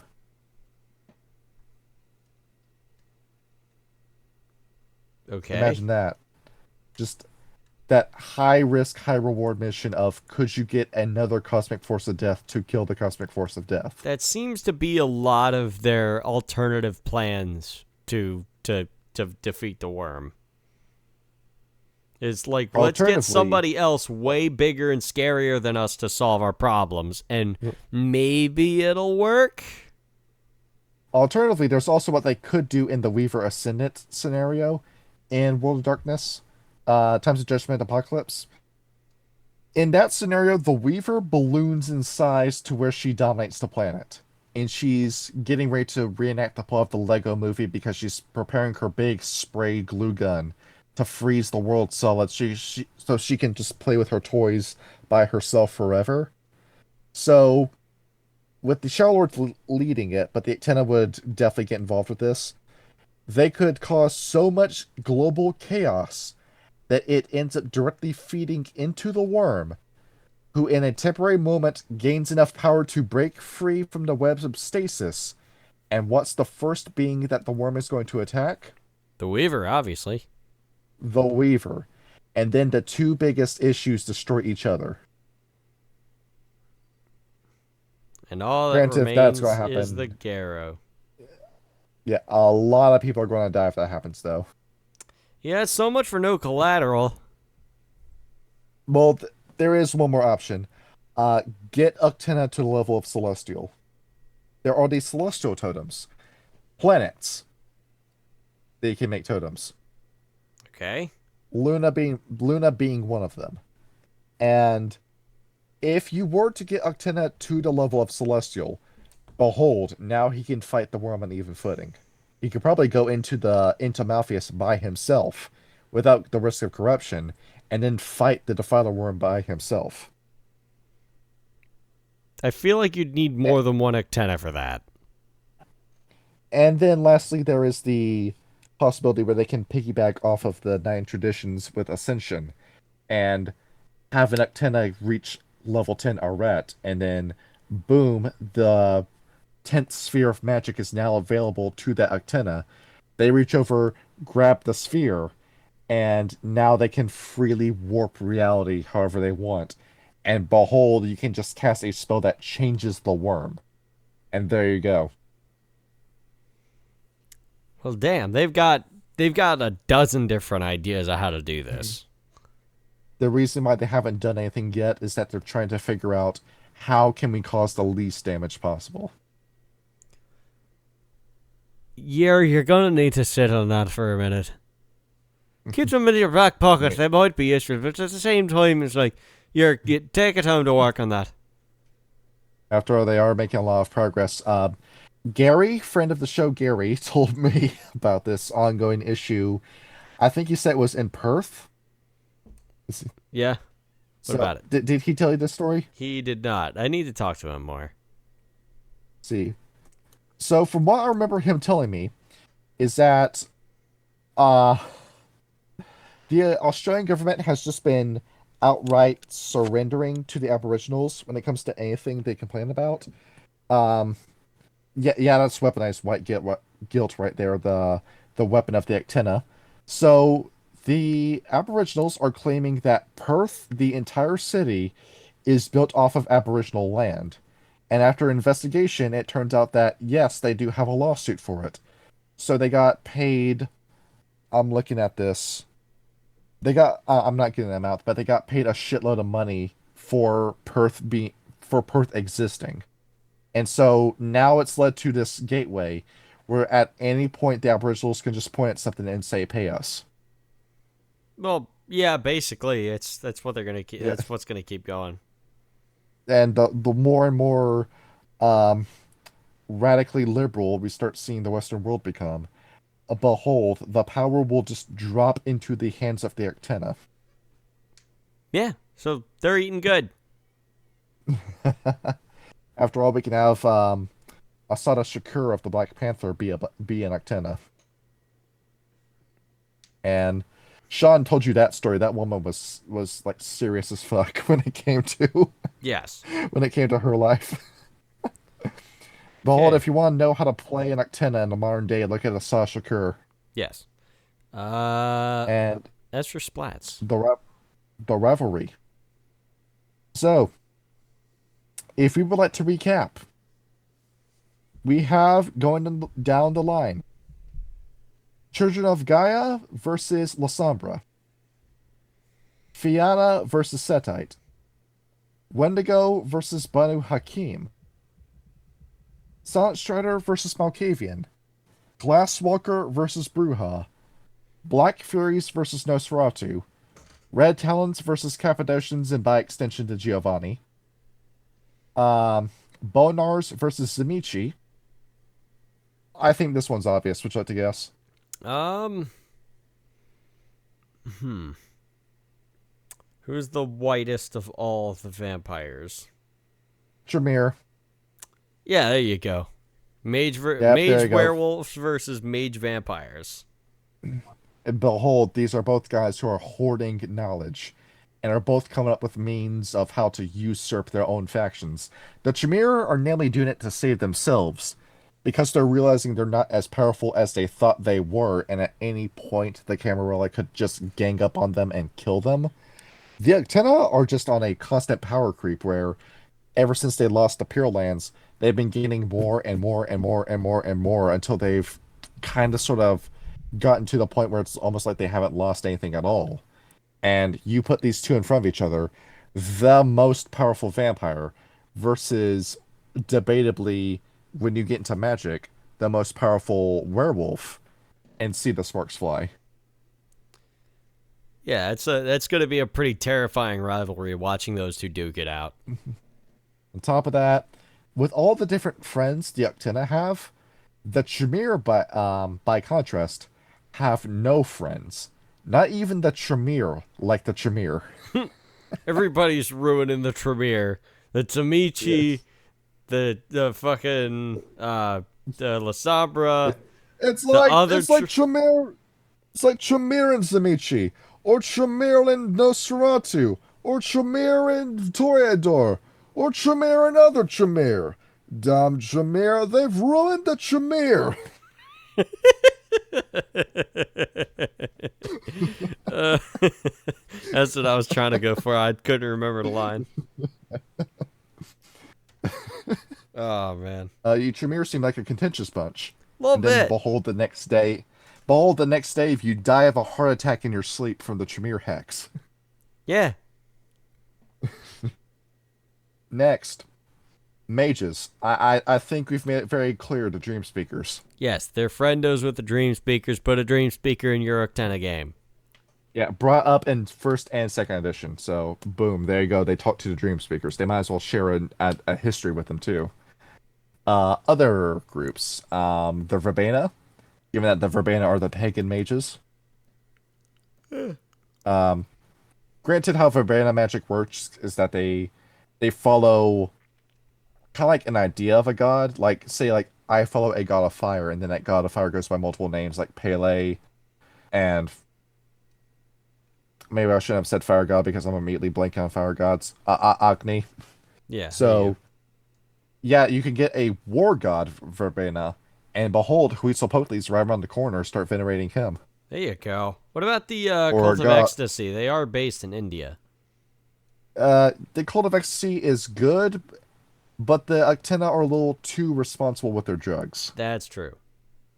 They don't want to hang around high all day. Oh, come on, it's fun.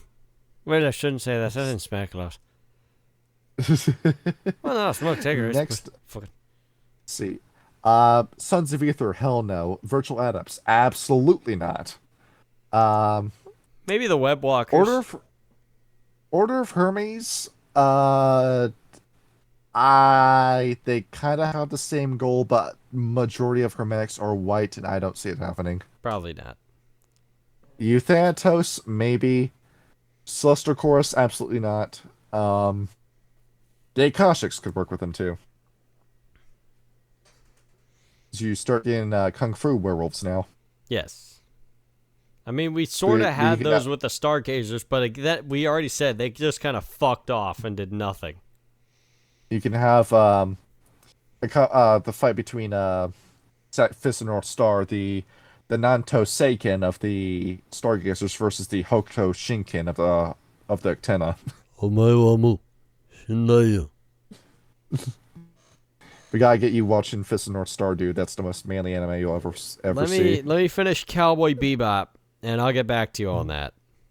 It's leaving Netflix soon. You gotta get on that. I don't have a Netflix. My parents cancel it. That's right. Never mind. I'm currently watching the Boondocks. Let me finish that first. As for the 5 conventions of the technocracy, absolutely not. No. No. They would kill them for what they did to the Pure Lands. Yes, immediately. Absolutely. No compromise whatsoever. Just the minute you see an MIB, kill him. Pretty much. Changing the dreaming. Behold, go ahead. Go ahead and mix a splat. The Nunin he exist. Combine the two. They share a history. Yes. The issue, of course, also work. And if you have a kith spirit that isn't born white, I can see them working with them too. Rage Across Appalachia also notes a few things about the Nuninhi. Those are fairies that can step sideways. They can. Yes, and they have totem spirits as well. Yeah, I think they're going to get along with the Uktena just fine. They can keep up with the Uktena too. Yeah. Yep. Jesus. You have trolls who are falling behind Fenris in fights, but the Nuninhi, no, they're neck and neck with the Uktena the entire fight. And I can see them working with both the Seelie and Unseelie courts. Yeah, depending on what kind of Uktena you are. Wraith, an alternate goal to Wraith.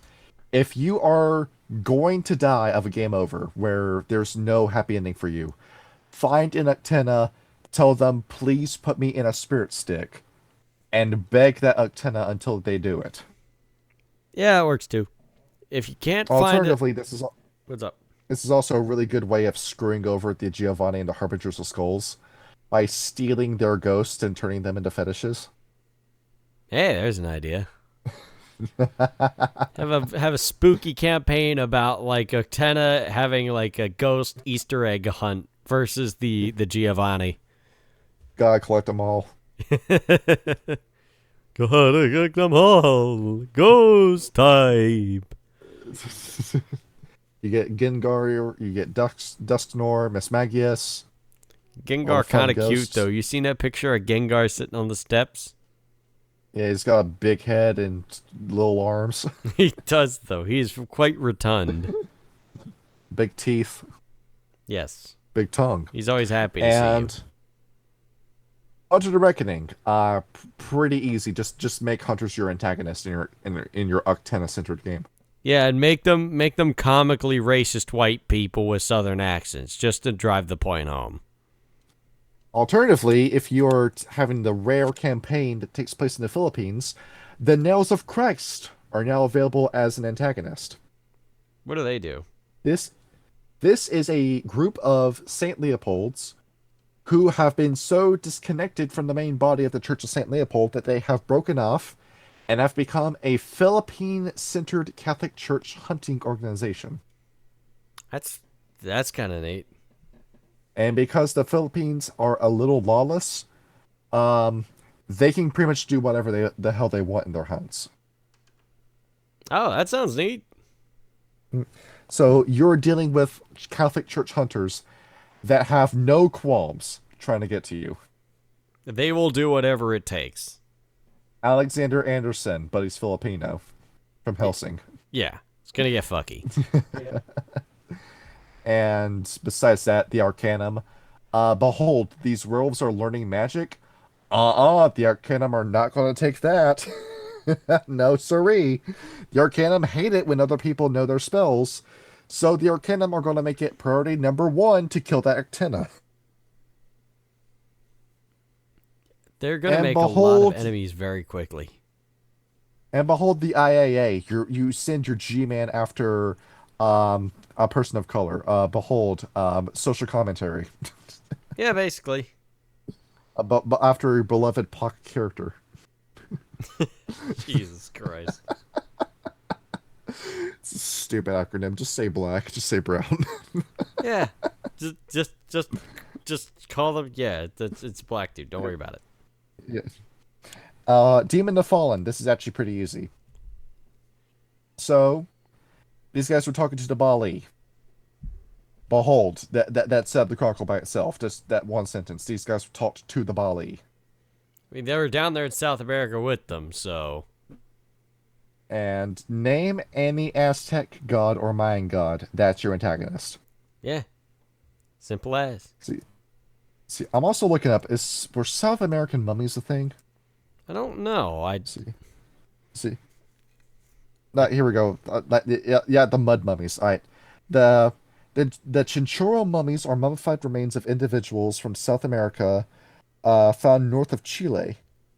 They are the oldest examples of artificially mummified human remains that have been buried up to 2,000 years before the Egyptians started doing it.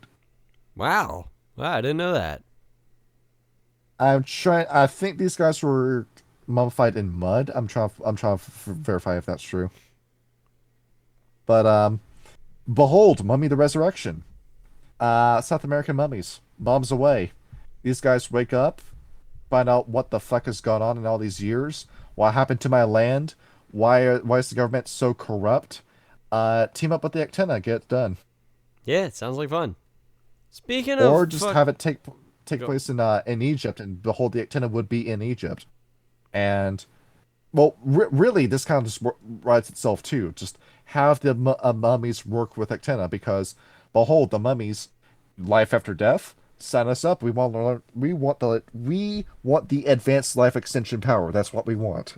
Oh yeah.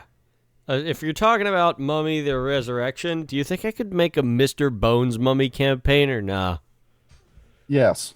Oh hell yeah, we're doing Mr. Bones. She got no skin, I got no body. The most charming game we've ever seen in our lives. I love the hell out of that game, man. I love that just the one cutscene of Mr. Bones learning to play guitar with the blind old guy. A real man lives in the CGI house. Yes. I love that. I love that so much. Yeah, R.I.P. Ronnie Montrose. Yeah. Yeah. That dude is now a preacher in California. Is he actually? The voice actor of Mr. Bones, yes. Oh, that's great. I love that. That man's a deacon at his church. Does he still play the guitar? Probably. He probably sings blues too. Nice. I mean, given that the pastor sings along with the gospel choir. I ought to So go to that church just to compliment him on Mr. Bones. you want to go to California for a day trip? Ah, sure. We'll go there. We'll talk to Mr. Bones about Mr. Bones. Steal $900 worth of merchandise so you don't get prosecuted? Oh, hell yeah. I could go for a new plasma screen TV. That's then flipped on the Facebook Marketplace, right? Yeah, absolutely. You think about when is the mob going to return to California? Yeah, I think it's too disorganized. That's the thing. It's like... You just get a bunch of Italian guys in California. We're going to tell the Walgreens we're going to protect you after you pay us a set sum of money, and then we will act outside the law to protect your store. Well, no, see, here's the thing. It's like they'll be outnumbered like 30-1 by people fucked up on PCP most of the time. Just have a gun. That doesn't work when you have PCP. That's like the Get using resist pain. It just takes 8 bolts to down a guy, and that's it. Yeah, maybe they need bigger guns. They need like a horse gun or like an elephant gun to take out somebody with PCP. Anyway, we're getting off topic, but I think that about tears it for the episode. Yeah, that's 3 hours too. So that's another long episode. It is. So good night, everybody. Yeah, GN.